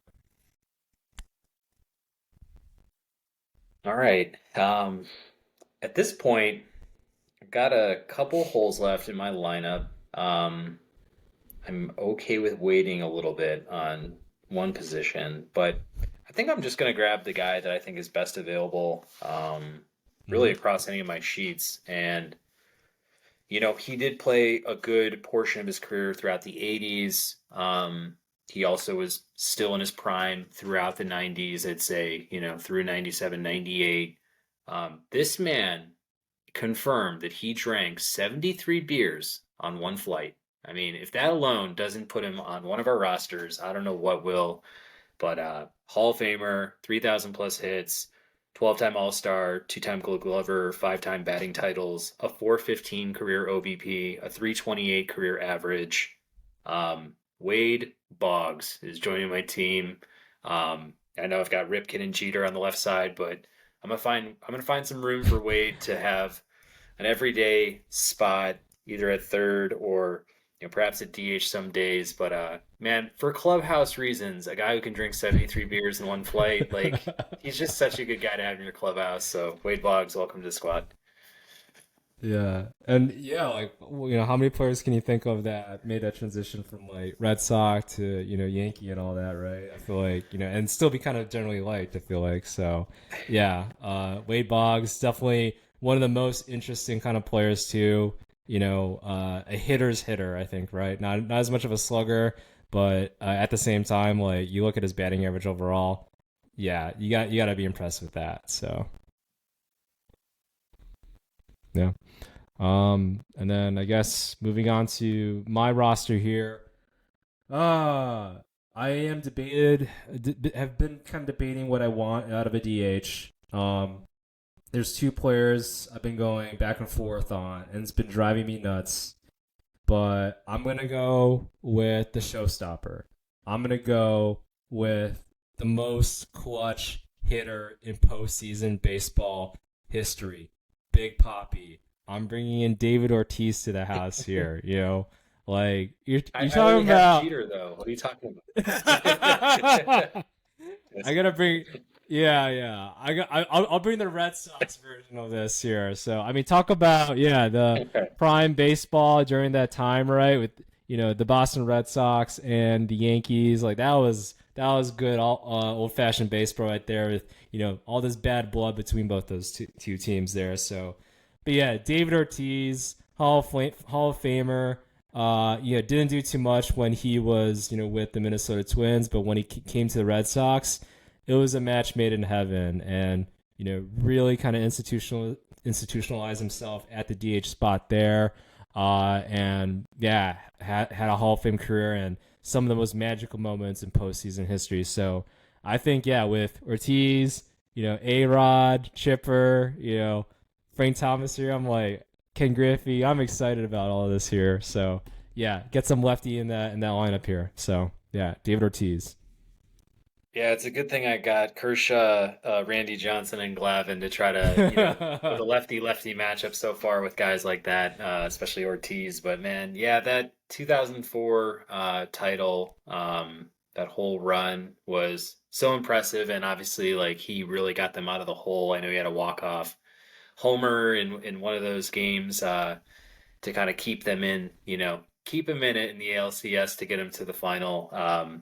You know, 4 games against, I believe it was St. Louis that year. But beyond that, the 2 extra titles he threw on top of that, and just year in year out putting up the 30, 100 type numbers. And I had him actually in his final season for fantasy, and it was honestly a flyer. I think I got him like toward the end of the draft. I didn't really expect like a ton. I was like, okay, maybe 20 homers, 80 RBIs. I can like maybe carry him the whole season and stuff. And like he ended up in his final season, maybe you have the stat line in front of you, but like 30 for 100 with like a 300 average or something. I think he ended up like, in the top 5 of the MVP voting that year in the AL. I was just like, dude, thank you so much for like, I think he like got me my first fantasy title, I think, in that league. So I was like, thank you so much, Big Poppy. But yeah, man, his aura, stands up there with Jeter and all the Yankee greats and stuff, and all the Boston greats really that were a part of those teams. Yeah, no, like his last season I do have the stat line here. 38 homers, 127 RBIs, batted, 315, OPS 1021. So it's like, why'd you retire, bro? Like he could have kept on going. I'm just looking at the stat line here. But yeah, love me some Big Poppy. Can definitely talk about the other players I was thinking about with regards to what I want in this position, but I'll say that for a later time here. But yeah, got to give my props to Big Poppy here. So, but yeah, moving on then. I guess who do you got next for your pick? Oh man. All right. So we're getting down toward the end here somewhat. Looking at filling out the rest of my team.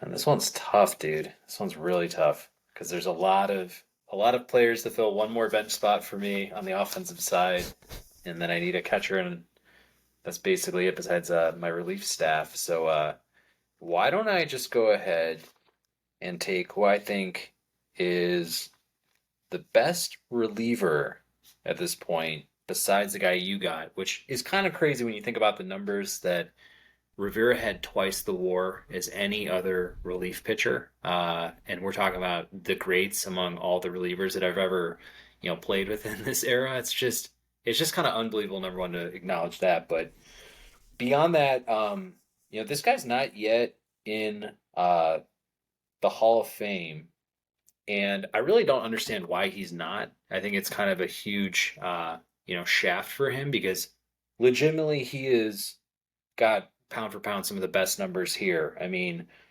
231 career ERA, 422 saves, which puts him six all time.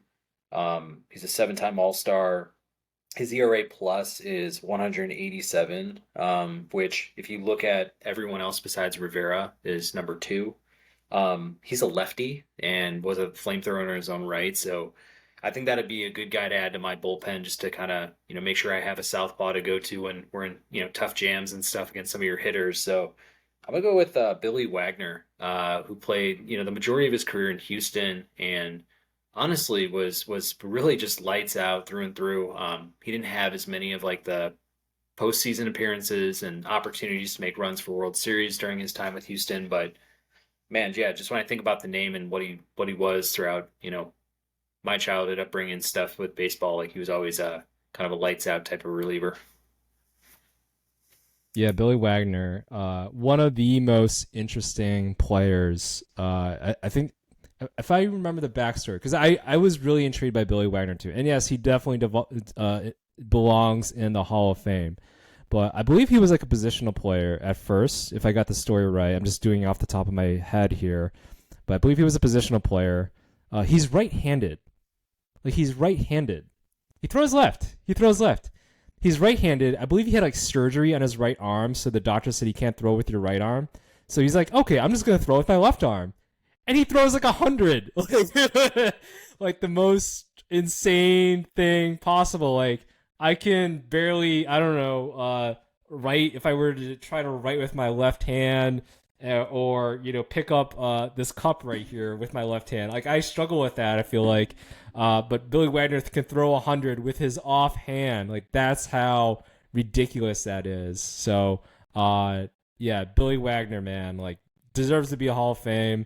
One of the best closers, of all time. So, and just lights out stuff too. That slider, it's gives people nightmares. Sure. Yeah. And then I guess, rounding off my little squad here a little bit, I could definitely go bench. I can definitely go the relief route here, but I think I'm gonna try to bring off. I'm gonna try to put another bat into the bench here, and then also maybe a player that also presents some a little bit of speed or a little bit more hitting, a little bit more finesse here. I'm gonna take one of the most interesting players out there, Hall of Famer, Mr. Padre himself, Tony Gwynn. Bastard. Bastard. Oh, damn you it. know, I got you there. Sounds like Damn so. it. That was like one of my sleepers, man. I thought you wouldn't. I thought Okay. you weren't gonna go there, but all right. Oh no, I All was right. eyeing. Fair I enough. was Go ahead. eyeing him. Yeah, Go ahead. eight time batting title. Left-handed hitter.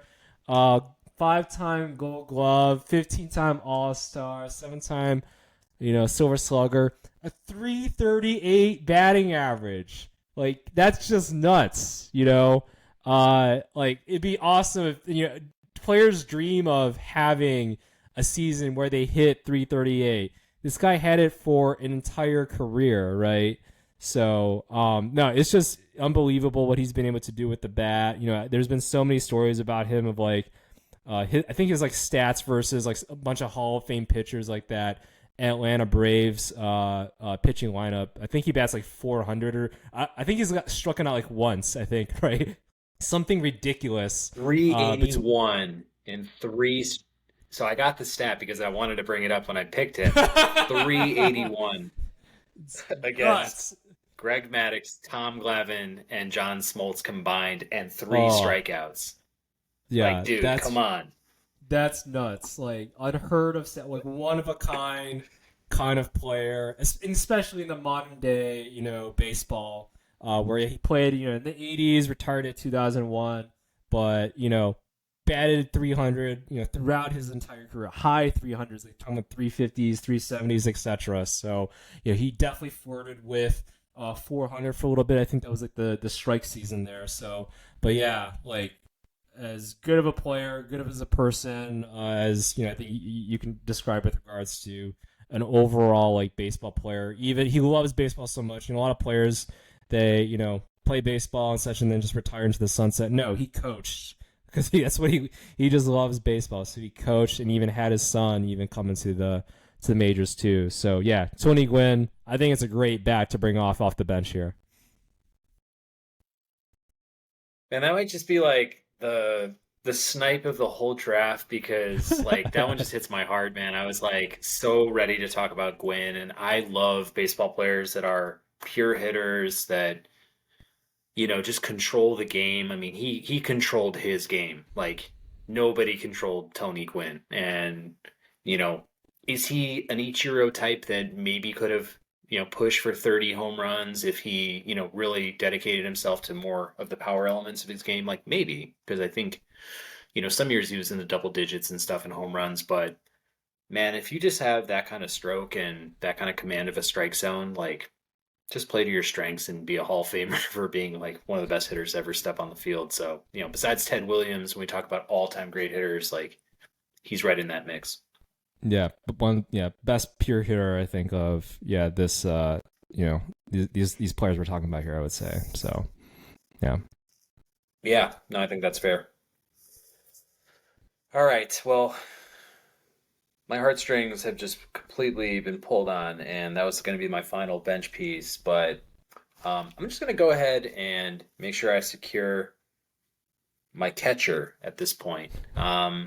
I debated between two guys, but it ultimately came down to the one who has the most career home runs at the position, 427 all time. He's got a 308 batting average, over 2,000 hits.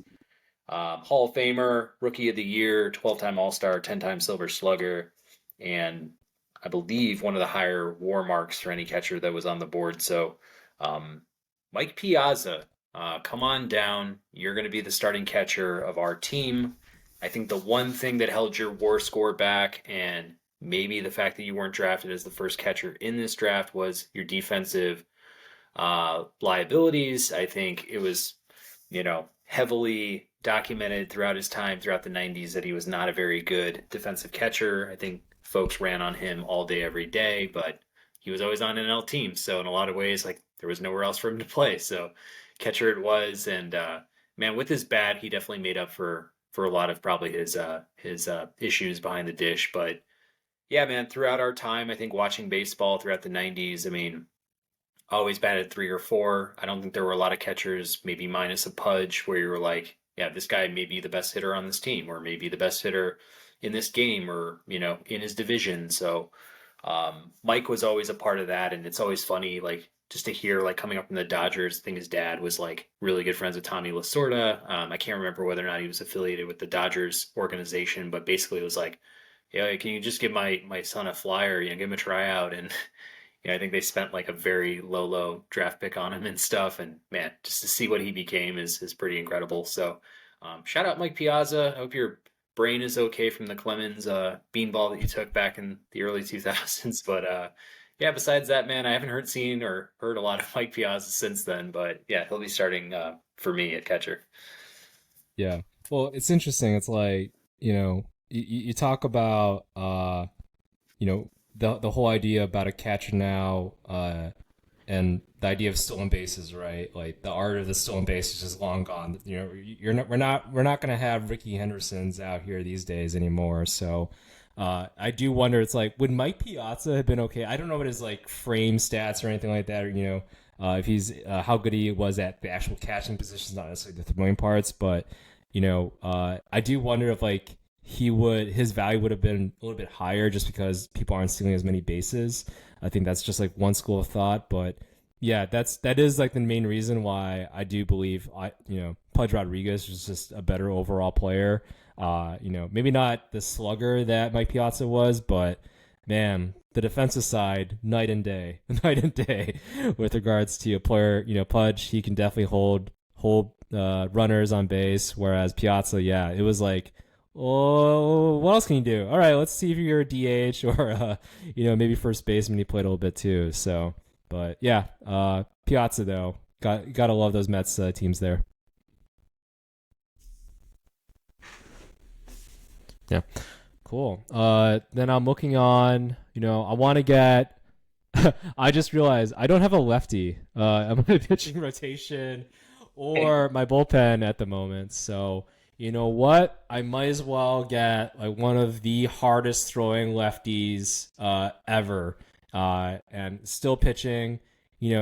Wasn't the best Yankee, but everywhere else he's gone, he's had like under 3 ERAs. Which I think is as much as you can ask for a dominant bullpen person. So I got to go with Aroldis Chapman here. You're talking about, yeah, again, one of the hardest throwers ever.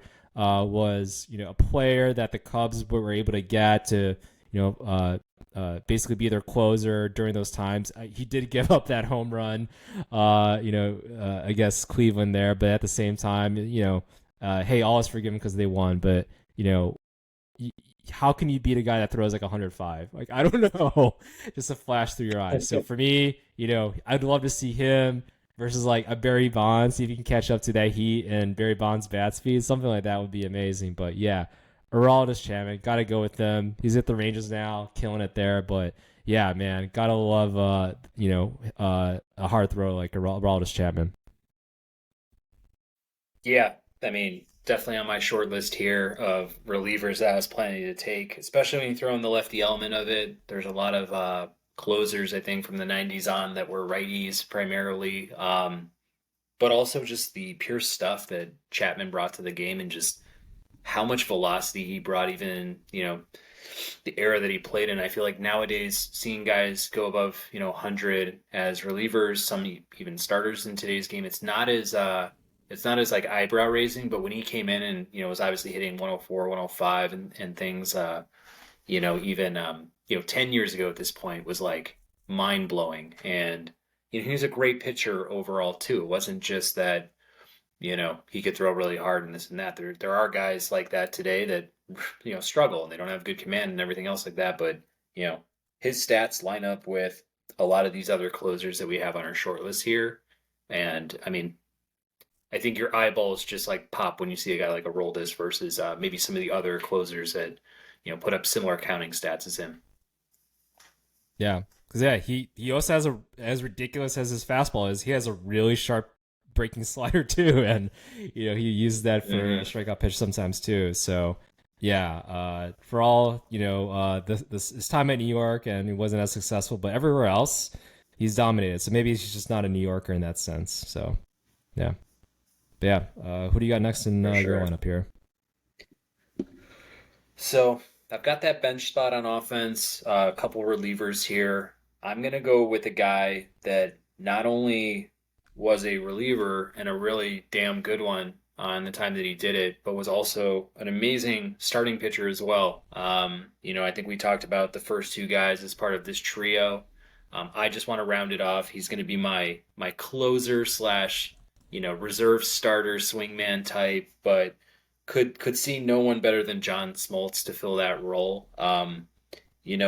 In 2003, and I believe it was that early 2000 stint, I think it was 3 or 4 years, he cobbled, 150 saves over that time. And in 2003, he had a 1.12 ERA as a closer in that spot. But, he's won a relief award for the year best reliever, 213 career wins with that 150 saves, a 3.33 career ERA.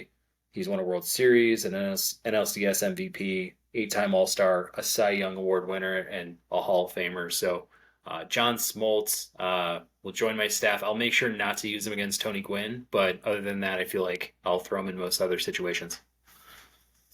Yeah, John Smoltz, one of the most interesting careers, right? Like, had probably the best, or was like the strikeout pitcher with that three-headed dragon there.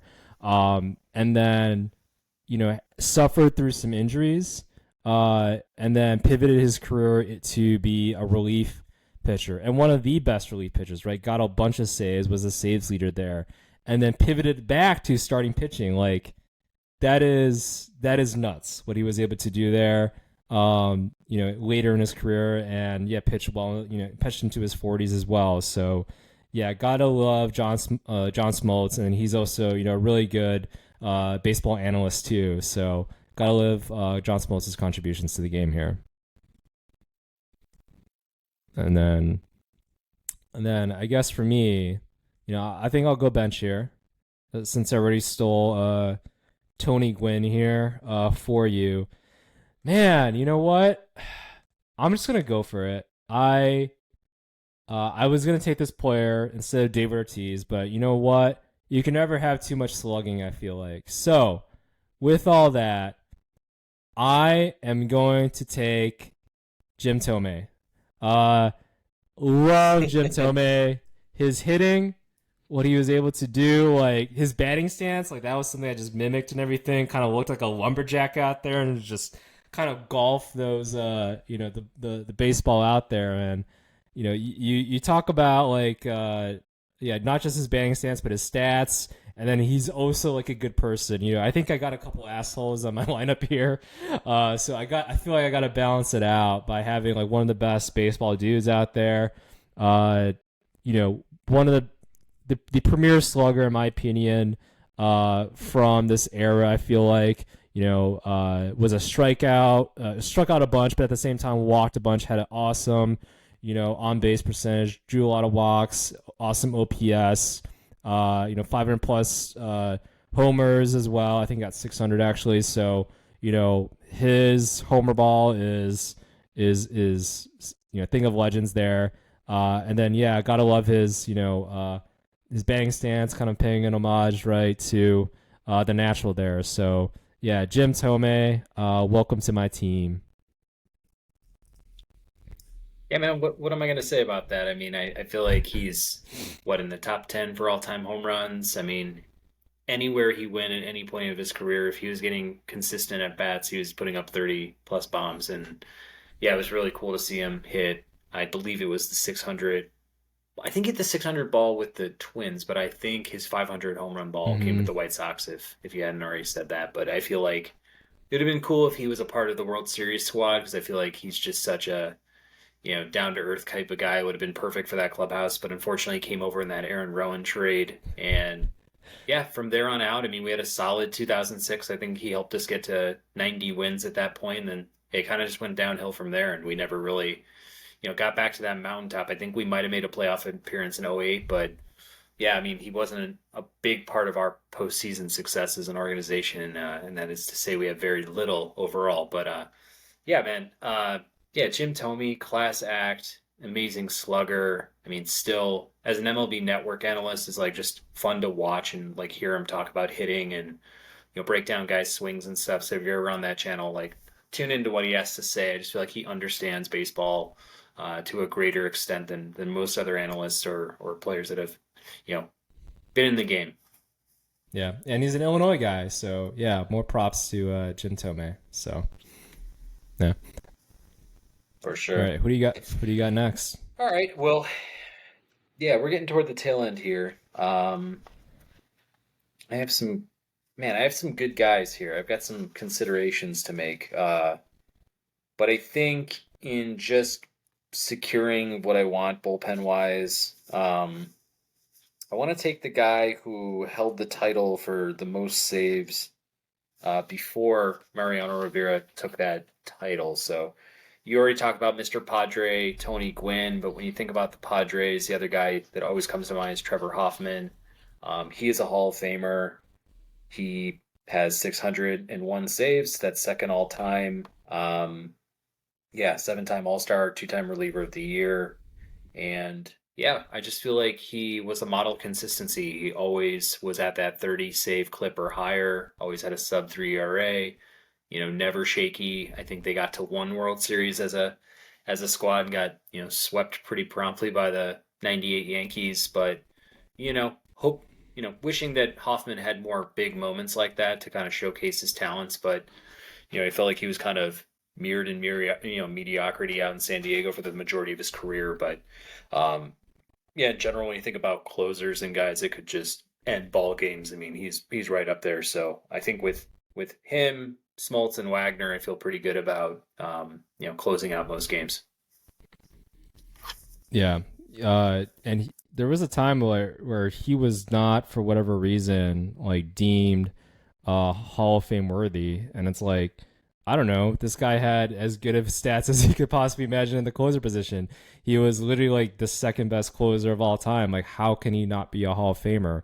Yeah, definitely known for that changeup too. So like such a deadly changeup there, and consummate professional too. So yeah, Trevor Hoffman, man, one of the best closers of all time. No, I think it's a solid pickup there to round up your bullpen. Yeah. And then to round up my bullpen, since I might as well do that, I think I gotta get another righty in here. I do feel pretty good, I guess, with Mariano at the closer position. He's got that cutter, so he can definitely, hold his own against lefties, and then Aroldis as well. So I'm gonna go righty here. Debating between a couple players, but I feel pretty confident about this player here. Was brought onto the scene at an early young age. With the Los Angeles Angels of Anaheim, or I think it was just the Anaheim Angels at that time. The 2002 World Series that they won there with the whole Rally Monkey, Mike Scioscia, and everything there. That whole nuts playoff run that they did. But yeah, came in as a 20-year-old kid known as K-Rod, Francisco Rodriguez, man. I think he had like the saves record for a little bit as well, for a single season at least. And was pretty just dominant during that time there. He ran into some injuries, I think, later on in his career, but yeah, you can't deny his overall numbers, his overall effort, his, windup as well was pretty fun too. So, but yeah, K-Rod, became like brought into the scene at a young age, dominated there, had an awesome, I just remember that was just such a good run and fun time, I feel like, for if you just like baseball there. So yeah, K-Rod, rounding up my bullpen. Let's go. That's going to be lights out, I feel like. Yeah, man, it's actually funny because as you were setting that up, I was thinking about the other closer in Anaheim, Troy Percival, and I think they were both part of that World Series team. And like you were saying, like K-Rod was really young and he was amazing in that whole playoff run, and I think he was setting up for Troy at that time. So when you were actually going through your whole explanation, I was thinking Troy Percival because they're both like, in my eyes, like Hall of Fame worthy closers. But yeah, man, K Rod, like you said, in that one year especially where he, I think he has the all time single season record for saves. I mean, that was so impressive. And maybe Eric Gagne is kind of in the hunt for that single season record. I'd have to double check on that, but I think that yeah, for what it's worth, K Rod was nasty at that wipeout slider. Yeah, just electric stuff, and yeah, just a great personality for the game. I feel like he brought a lot of energy out of that bullpen for that year, especially. But yeah, it's a good pick. Yeah. Yeah, I'm looking at that right now. K-Rod does have it, but then I think Gagne, he did something special. Well, I think Gagne had it in 2003, it looks like. But then K-Rod actually got it a little bit later at 2008. Or I think I'm reading this right. Yeah, I think this is right. Maybe Gagne had like the most consecutive saves without blowing one. Was that I what it think was? There was something that Gagne was like, yeah, he had like a 2 year stretch of dominance that was like insane. yeah, I think it was that. Or yeah, and then he also like didn't give runs too, which is like that's your job like for a while. Yeah, so there was all that, and I think he was up for a Cy Young or something as well. Because of all that. But yeah, Gagne was another pitcher I was contemplating on, but for me, it's like maybe it was a little bit more sentimental. Maybe it was like, all right, he had the saves record too, but yeah, K-Rod was he was definitely a fun guy, and I think he can definitely also be a great setup person to the goat. So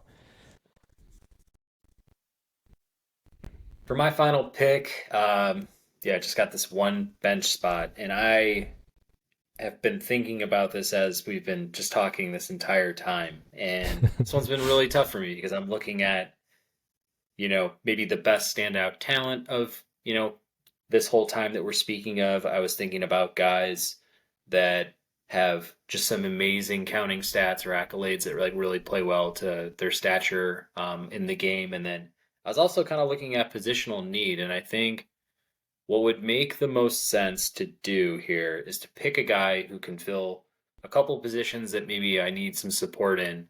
So a guy who has played second base primarily throughout his entire career and had also come up as a catcher, surprisingly. So when Mike Piazza's knees start going south, I have a guy who, at least played a little bit of catcher throughout the beginning of his career. But to me, this guy, like, I feel like when I think about great baseball players, I just think about gamers and guys that I think are complete dirtbags, guys that, play the game the right way and like are willing to just put it all on the line for the team they're a part of. This guy has the second most all time hit by pitches. He always had a dirty jersey. He always had the eye black, the big elbow pad. Compiled over 3,000 hits for his career, almost 300 home runs. He's a Hall of Famer, a 4-time Gold Glove winner, 5-time Silver Slugger. He's actually sixth in doubles all time, which I thought was an interesting stat. But, if you thought of, the 90s and growing up and watching a lot of games on WGN for the Cubbies back in the day, the Houston Astros were part of the NL Central. And man, Craig Biggio was that kind of guy. Like he was just a gritty grinder type of player who'd get on base, follow it up with the other killer bees with Derek Bell, and then you had Jeff Bagwell for that 90 stretch, and then Lance Berkman came around and that like really added some thunder to that lineup. But yeah, man, played his whole career in Houston. Just my definition of a baseball player. And I think if Mookie's at second base and you got Piazza behind the dish, it's just nice to have Biggio coming off the bench to spell them. Yeah, Biggio got on base, hit the ball, can hit homers, consummate, professional, solid defense all around. Think he even played a little bit of center field there. So very much an overall baseball player, kind of an overall utility player, but definitely was a stronghold for the Astros at second base.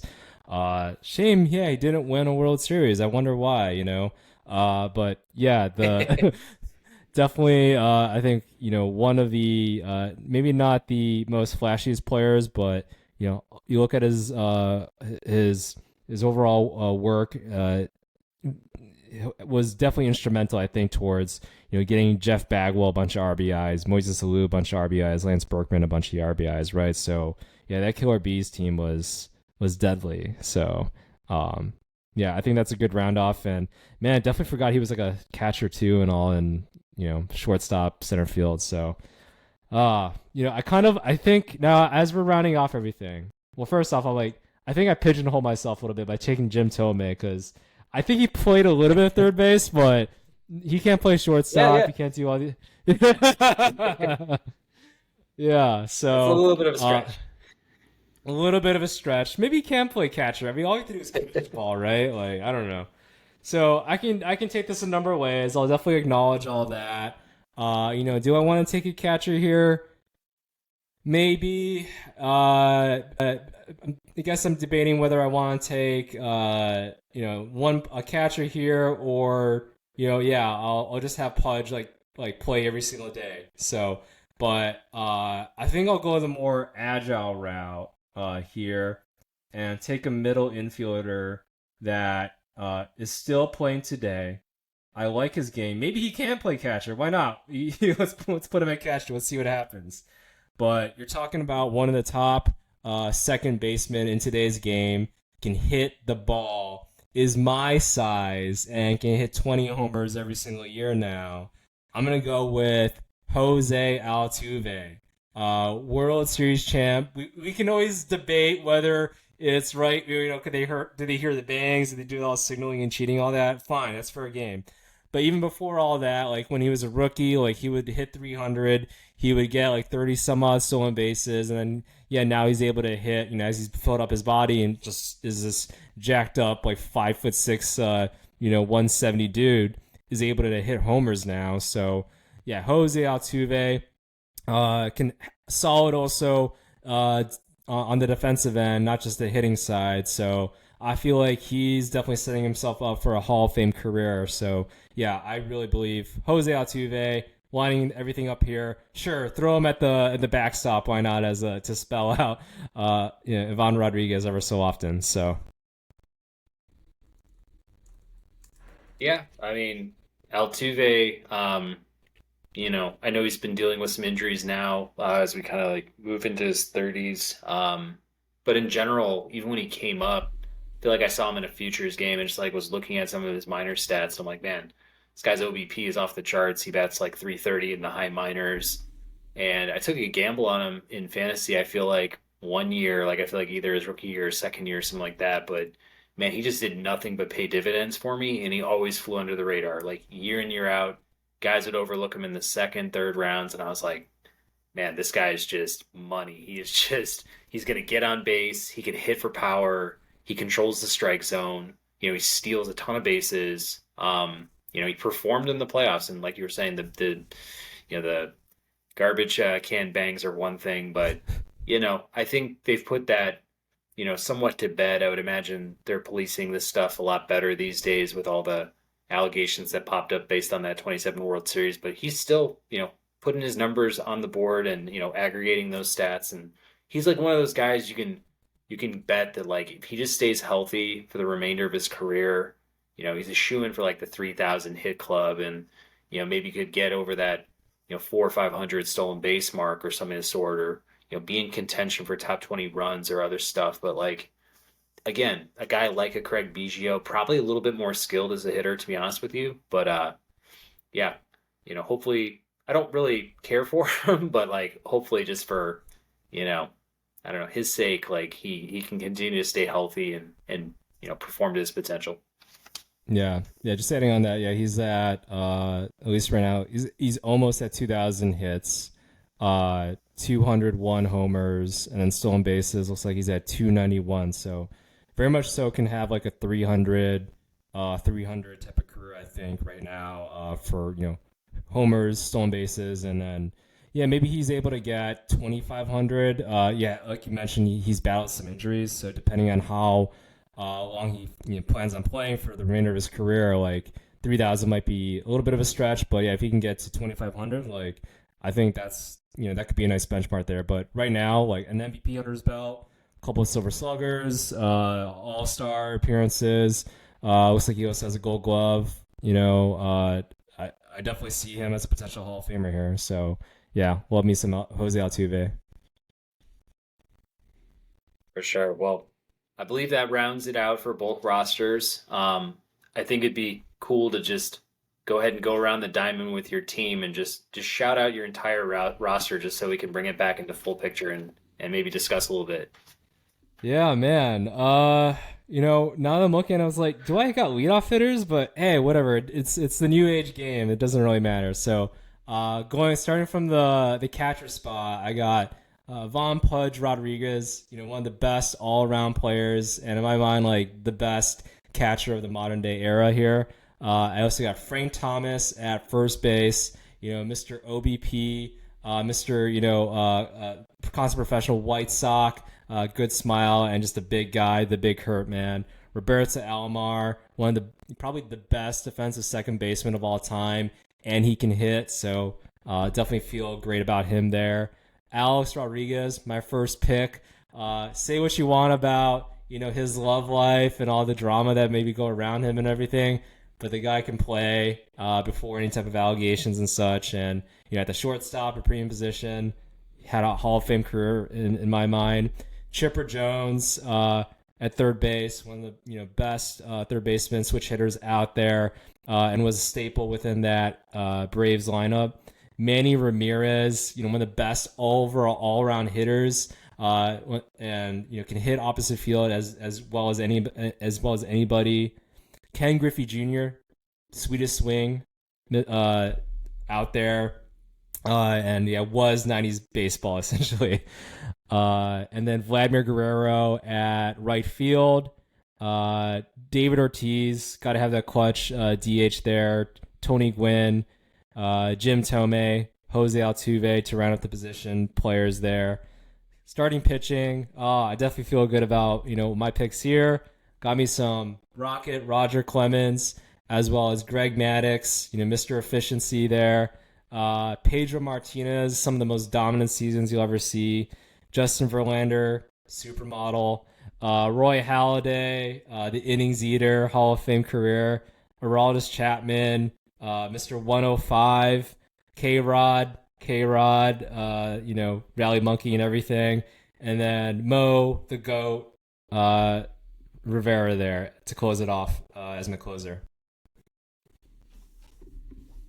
That sounds pretty good. Yeah, going around the diamond for me, left to right, I've got Barry Bonds, Mike Trout, and Ichiro Suzuki. Uh, Infield, debatable who I want to start here. Might go with the higher WAR combo, so I'll say third base Wade Boggs, shortstop Cal Ripken, Mookie Betts playing second base, Albert Pujols at first, and then I have Mike Piazza starting behind the dish with my DH being Shohei Ohtani, and then I've got Ricky Henderson, Derek Jeter, and Craig Biggio rounding out the bench. For starters, I felt like at the start I was trying to play catch up with you, but I honestly love my rotation of Clayton Kershaw, Randy Johnson, Kurt Schilling, Tom Glavine, and Max Scherzer. I've got Shohei Ohtani as a two-way player, so he'll probably get some starts here and there. And then the bullpen have Billy Wagner as my lefty, kind of helping to keep your bats at bay, your lefty bats. John Smoltz, kind of the swingman type. I can have him close games or maybe jump into the rotation every once in a while. And then Trevor Hoffman, just like your pure classic closer with just good numbers all around and a bunch of saves right below Mo all time. So yeah, I think with that, man, love to hear anyone's commentary. If folks have stuck around and watched this draft and enjoyed it and kind of reminisced with us, like please look at both rosters and throw your vote out there. Like tell us what you think we could have improved upon or where we could have, grabbed a different guy to, complement these monster rosters that we've put together. But I did have a question overall as we went through this draft process. But for Wayne, were there any players that fell through the cracks for you where you're like, damn, like I wish I got him, at that spot or just made some room on my roster for a certain player? Yeah, I really like your pick of Ricky Henderson. So I'll say that the speedster, I don't really have too much speed on my roster, I'll say. So I think most of my players, like they're not really speedsters, they're they're versatile, I should say. They're versatile. So but yeah, I think that Ricky Henderson pick, Hall of Famer right there, and one of the best players of all time. I think him, and then yeah, having Barry Bonds, like that's those are two of the best left fielders I think of all time there. So, and no, apart from that, no, I really don't care about the rest of your lineup, to be honest. Like, I love my Pudge. I love my Pudge. Pujols definitely is a great one. I will give you that. And then Shohei, I was thinking about Shohei. I think you have a lot more versatility than my lineup and roster here with Shohei Ohtani obviously being a pitcher and a great hitter. And then Craig Biggio has that position versatility and background there, whereas like my players, my bench, it's like there's just a hodgepodge of obviously great hitters, but not as much of the position versatility there. So, but overall, I feel like yeah, my lineup could take up yours for sure. Well, I don't know about that, but I will say, like, I really wish I had Tony Gwynn on my team, as mentioned. I think the Pudge pick actually turned out to be kind of like a, if somebody was to go into these drafts, I don't think they would think about Pudge being a priority, but when you actually do think about the value that he brought to the position throughout, this whole time period that we're talking about, like, he's definitely in that elite category. as well as Mo Rivera in your relief corps. I mean, to see a guy who's got twice the WAR as the next greatest, relief pitcher in this era, that is just, I mean, that's ridiculous, man. It really truly is. And I mean, for what he Yeah. was, I mean, it's totally worth the pick that you grabbed him at. But I guess like, taking a look at these rosters and like thinking outside of it, were there any other guys that didn't make either of our teams that you were highly considering, or somebody just fell off just slightly that you'd like to put some spotlight on? Yeah, I was just thinking about that. I was thinking about catcher too. When I was debating with Jose Altuve, and do I take Jose Altuve versus like a catcher? Maybe this is where I felt conflicted of like, did I pigeonhole myself with Jim Thome there in that pick there? A guy that has 600 plus homers. But I really liked. There was several catchers during this era. I think a couple that come to mind were Yadier Molina, obviously, to hold runners on the defensive side, decent hitter as well. Joe Mauer as well, like an MVP, multiple batting titles, solid defense overall as well. But I think I have a more sentimental thought, at least with regards to Buster Posey. I think he's maybe, I don't want to say underrated, but he's like maybe a little bit more overlooked. I think maybe as we take a step back in his career, right? Kind of retired fairly early. I think retired when he was like 33, maybe, or 34. So could have definitely accumulated more stats there, but I just think he definitely lost a step in his game.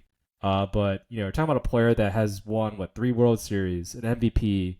I think he has a Gold Glove in there, and I think batting title as well. Like that's a pretty good resume overall, and maybe if he did accumulate more stats, he would be considered as like a Hall of Famer of some sort, and maybe he will be. But honestly, like he was a staple within those Giants championship teams there, and I think he was a good reason for that to maintain as the pitching staff that they had with Tim Lincecum, Madison Bumgarner, et cetera there. But then yeah, he was also a good hitter. And that team did not really have a stacked lineup in terms of hitting, but he was a good hitter and came up clutch a lot of times. So that I probably would have gone Buster Posey there. But yeah, for having Jim Thome in the lineup, 600 plus homers, I'll take that. Whatever, he can play third or catch. It doesn't matter. So yeah. Man, Joe Mauer is a great shout out because I was looking at him and Piazza at my catcher position, Mm-hmm. and fairly comparable WAR for a career, but in the same sense, completely different players. I mean, Mauer was just more of that smooth swinging, actually good defensive catcher who was just a thorn in our sides as White Sox fans for that entire, 2000, 2010s stretch, and, three batting titles for a catcher. I mean, Buster Posey did that as well, I believe, one season, but, just to kind of be everything they expected him to be as a top, pick in that draft. I think he went number two after. No, he went number one, and I think Mark Pryor went number two in that draft. I mean, he just lived up to really all the hype that they had for this Minnesota high school catcher, and got to do it in his home state, which I think is also pretty cool for the entire, stretch of his career. So got to retire a Twin as well. So shout out Joe Mauer for sure. Yeah. I was gonna say on my end, this is crazy, and I never thought this in terms of how good statistically this player was throughout, the 2010s, but to kind of just look at where he matches up in terms of WAR, comparable to a lot of the guys that we were discussing and debating. I mean, he's got a higher career WAR than Ken Griffey Jr. He's got a higher career WAR right now than Mike Trout, Jim Thome. He's almost neck and neck with Albert Pujols, and he didn't make either of our teams based on the fact that I think his branding and what we actually thought about him during his time as a player just fell a little bit short of being like that top build superstar. But Adrian Beltre has a career 94 WAR. He's got almost 3,200 career hits, almost 500 home runs. He was a five-time Gold Glover, two-time Platinum Glove, which is best, in that game overall. But he actually ends up ranking 11th in all-time doubles as well. So, I mean, it's kind of nuts. He did, a lot of damage with the Dodgers earlier on in his career. I think he had 48, 49 home runs one season, but then, with the Rangers consistently put up 30 to 100, seasons year after year. And it's just like, I remember him being like a really good glove and just how much they would talk about that. And yeah, he had power and he was a staple in that Rangers lineup for most of his career, the ones where they got to the World Series and fell short. But it's like, man, dude, this guy gets like not enough respect. And, when Hall of Fame comes around, I mean, he's got to be first ballot. Just based on these like stats that I'm looking up, but I was just like kind of in awe of that. And it's going to make him like one of my sleeper choices at the end of the draft, but it had Cal Ripken and Wade Boggs, so like he unfortunately fell a little bit short there. So, anyways, shout out Adrian Beltre, and hopefully he can get a little bit more respect in MLB circles. Yeah, I did debate between Shipper and Adrian Beltre, and I do know the WAR disparity there. But yeah, for me, I was like, I gotta go for the switch hitter in this case with Chipper. Chipper was never like the best defensive third baseman either, but yeah, to your point, Beltre, like maybe not as like a flashy Derek Jeter postseason, but kind of similar that very consistent, like you were mentioning, like 20, 30 plus homers. Would usually get like 90 RBIs, 100 on some seasons here and there. So, but like yeah, at the third base position, and on top of that, like Gold Glove level defense, like again over the course of like a 20-year career, that's pretty awesome. And it is. I don't know what there's something I think with third baseman where we just overlook what they're doing. With Scott Rowland, I know he kind of went through a similar thing there, right? With is he a Hall of Famer? It's like, well, I don't know. His seasons stack up really well compared to like other like current Hall of Famers. So yeah, Beltre didn't get as much or hasn't got as much love, but yeah, you look at his numbers overall, it's like is as good as anybody possibly out there. And yeah, it's awesome. With WAR, we can definitely take it with a grain of salt, but at the same time, he definitely has the numbers to back up. I think everything that we're discussing here. So definitely should be, I think, a person to be, possibly on one of our rosters here. Maybe he can play catcher. I don't know. We'll have to see too, like how like a couple guys who didn't make our rosters either, both third basemen. They're both 32, 31 respectively, but Nolan Arenado and Manny Machado. Would love to see how they trend for the rest of their careers because I think overall their numbers model a lot of what Beltre put on paper too. But I feel like when you just hear those names, you just Yeah. consider those two guys to be like superior to Adrian Beltre, and it's like a little bit unfair. Maybe just didn't get the press he needed in the teams that he was on. I know he was on Boston as well, and some of those bigger personality type teams and stuff. So I don't know, man. But yeah, anyways, he held his weight, and yeah, it's cool to kind of look into the analytics of some of these guys and see what they were truly made of. Yeah, and I did also want to before I forget, Ichiro is definitely a pick. Like I would have loved to have him on my team. Like that was definitely probably the number one. Now, now that I think about it, with regards to a player that I love, they have that sentimental value, but then also just their overall level of play, and then yeah, they can run the bases. So especially when you got Mike Piazza as your catcher, like if I got Ichiro out there, I'm just gonna round out the bases there. So, but yeah, like I'm just thinking the strategic side of baseball now. Pudge, he's gonna hold your guys. He's gonna hold Ichiro as much as he can. Ricky Henderson, right? All that speed, like Pudge out of all players, like I feel like he would definitely be there. Mike Piazza can't hold anything, so yeah, I feel pretty good about that. But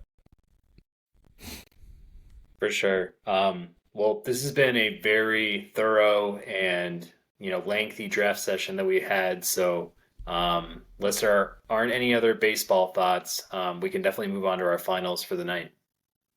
yeah, last one. I know, yeah, this definitely is a long, episode here, but if there was a manager out here, I'd like to know from you, Pat, who would you take? I'll give you the pick here since my roster is superior to yours, and they need all the managing that they can get. I go Bobby Cox. I'm gonna go Bobby Cox first manager that comes to mind for me. I mean, the model of consistency, like A lot of the players we were talking about, like closers and some players that just year on year out did their thing. Like Bobby Cox, just under the radar, 90 win seasons year after year. That Braves team, I mean, they definitely made. I think they won their division maybe every season of the 90s, if not maybe a couple years here and there. I would imagine they for sure got a wild card spot at the very least, but to just, I think overall, I think he has the most career wins for any manager as well. But, you know, to be able to assemble a roster like that and to keep it intact for that, stretch of time and kind of be a part of a lot of World Series, um, you know, over the years and even just NLCS appearances and things like that, like that's just a lot to, tip your cap on. And I've never heard a bad thing come out of the the Atlanta dugout of any past players that say anything bad about Bobby Cox. And, I think part of it is anytime there was a dispute, Bobby would be the first one to run out there and kick dirt and get ejected. And he's probably leads the all time ejections list, I would imagine, as well for MLB. I'd have to double check that too. But like, yeah, man, he just seemed like a real, steady hand and somebody that understood the game very well. Yeah. No, I mean, you talk about the Braves team and everything, like, a lot of teams can implode in that sense, but Bobby Cox was the person. And even after that '90s team, like he was definitely a staple in terms of like transitioning from that '90s team with all that pitching staff to kind of like almost, not necessarily what they are right now, but there was definitely that transition of like the Brian McCann years, right? Of okay, we're getting away from Javi Lopez. Let's let's put in Brian McCann. Can he be like the player that takes us to the next step here, to the next generation? So consummate winner.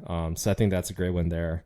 I might have picked him too, but then I think there was some other player or some other managers that to consider here as well. I think for me at least, the persona that I like probably the best for my team here, I got to go with Terry Francona. I feel like he has this like laid back personality that I think a lot of players, especially if they have, I think he's kind of like the Phil Jackson. I feel like he's got like the Zen type of component to him, and that he always feels like things are gonna work out, right? And I think you need that, for a manager. You look at his winning records, whether they be with the now Guardians or obviously the Red Sox when he won a couple World Series there, but he always elevates teams. I feel like maybe not so much the Phillies during the '90s there, but the teams of late that he's managed, he's always taken them to the next step. I feel like, and that's I think what you want for a or for a team, especially ones with talent. It's like, can you take this talented team, elevate them, get them over the hump? I feel like that's where Terry Francona works his best there. So Terry Francona, he also managed MJ. So how about that with the whole Phil Jackson talk too? Man, yeah, I love Terry Francona. I mean, his Boston days really stand out, but even what he's doing in Cleveland now, like that's such a smart hire. And kind of wish the White Sox would have pulled, the trigger on some of the, the ability to grab a guy like Francona when he was, let go by Boston, I think pretty foolishly. So, yeah, man, I think I'm looking at the list, he's 12th all time in career wins. I misspoke. Bobby Cox isn't the all time leader in wins. It's Connie Mack, who's got 3,700. Tony La Russa actually has more wins than Bobby Cox by 400 or so. So, yeah, it's kind of crazy, but yeah, wins and losses aside, I mean, Terry is a modern day, you know, players type coach. I think he still, commands a lot of respect and, isn't just a complete players coach or anything in that sense, but I think really understands how to build culture and how to build, good camaraderie and team. And I loved his comments in the Tim Anderson J Ram fight. Like he's just very honest. I think that, you definitely gets respect from his peers and players and stuff like that. So, yeah, man, good pick. And I probably should give a shout out. I mean, not for Tony as much because we went through that awful run last year and beforehand, but Dusty Baker too. I think is like starting to move himself up the charts a little bit too. I think not winning a World Series was always a bugaboo of his, and got over that hump last year. And we'll see where things end. This year, maybe next with that Astros team, but he's definitely starting to inch his way closer and closer to Bobby Cox for most all-time wins. Yeah, yeah, and Dusty Baker, I mean, he definitely had those, nice runs with both the Cubs and then also the Giants, right? And then now with the Astros. So, and then I think he also had like a stint with the Reds too. And wherever he goes, he elevates the team as well. So I think that's a sign of just a good overall manager there. For sure. Well, yeah, if there's nothing else, Wayne, if you want to put out your final thought for the night, I'll follow suit. Yeah. Yeah, I guess for my final thought, I want to give a shout out to Spam, garlic, rice, and eggs. So, my grandma of 92 years passed away recently, and every time she would come from the Philippines to the United States, she would always make some Spam, garlic, rice, and eggs, and it's a staple within any type of breakfast with regards to the Filipino community. So definitely love me some Spam. Made a nice meal in homage to my grandma of 92 years old there. One thing also to know about my grandma is that for whatever reason it is, I don't know if it was a smile, if it was a 90s thing or what, but she always loved Sammy Sosa. And I'm a White Sox fan, but that was a good time when Sammy Sosa was hitting homers and everything. I'm like, well, why don't you look at Frank Thomas? He hits homers too, but Sammy hits homers. So she really enjoyed, watching Sammy Sosa hit homers while, she was playing around with my baby sister during the time.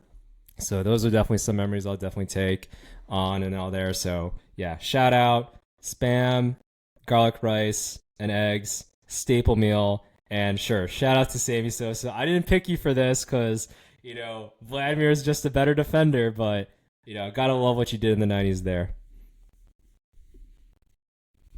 Yeah, I mean, shout out Wayne's, grandmother. Sorry for the passing. We spoke about, her backstory and what her legacy will be in the Pua family before we joined this. But yeah, good tribute. And overall, it sounded like she lived a really full life, which it's all you can really ask for anyone, really. But 92 years is a good amount of life spent and life spent well. So yeah, my condolences, and hopefully somewhere where she may be, Sammy Sosa's, cranking balls onto Waveland.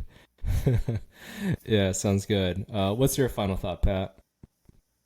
I think for me, I mean, staying on this baseball topic, going back to the 90s, I had a lot of fun going through this whole like data process of like, putting my list together from the 90s, the 2000s, the 2010s, and like sorting players out and all that good stuff. And I don't know, man, it just got me to thinking like looking back over this time period that we covered, um, really what was my favorite you know year in terms of like which World Series really stood out to me and which one like I always remember. And I feel like for me it was the 97 World Series between the Cleveland Indians at the time and the Florida Marlins, that they used to be called, back in 97. And it was kind of like this up and coming franchise that just gotten some good vets and some good young players to kind of like fill out their team with guys like Livan Hernandez, Edgar Renteria. They had like veteran boppers like Gary Sheffield, Bobby Bonilla. They had a closer, Rob Nen, that they brought over, and then like Kevin Brown and Al Leiter were like really solid starters back in the day.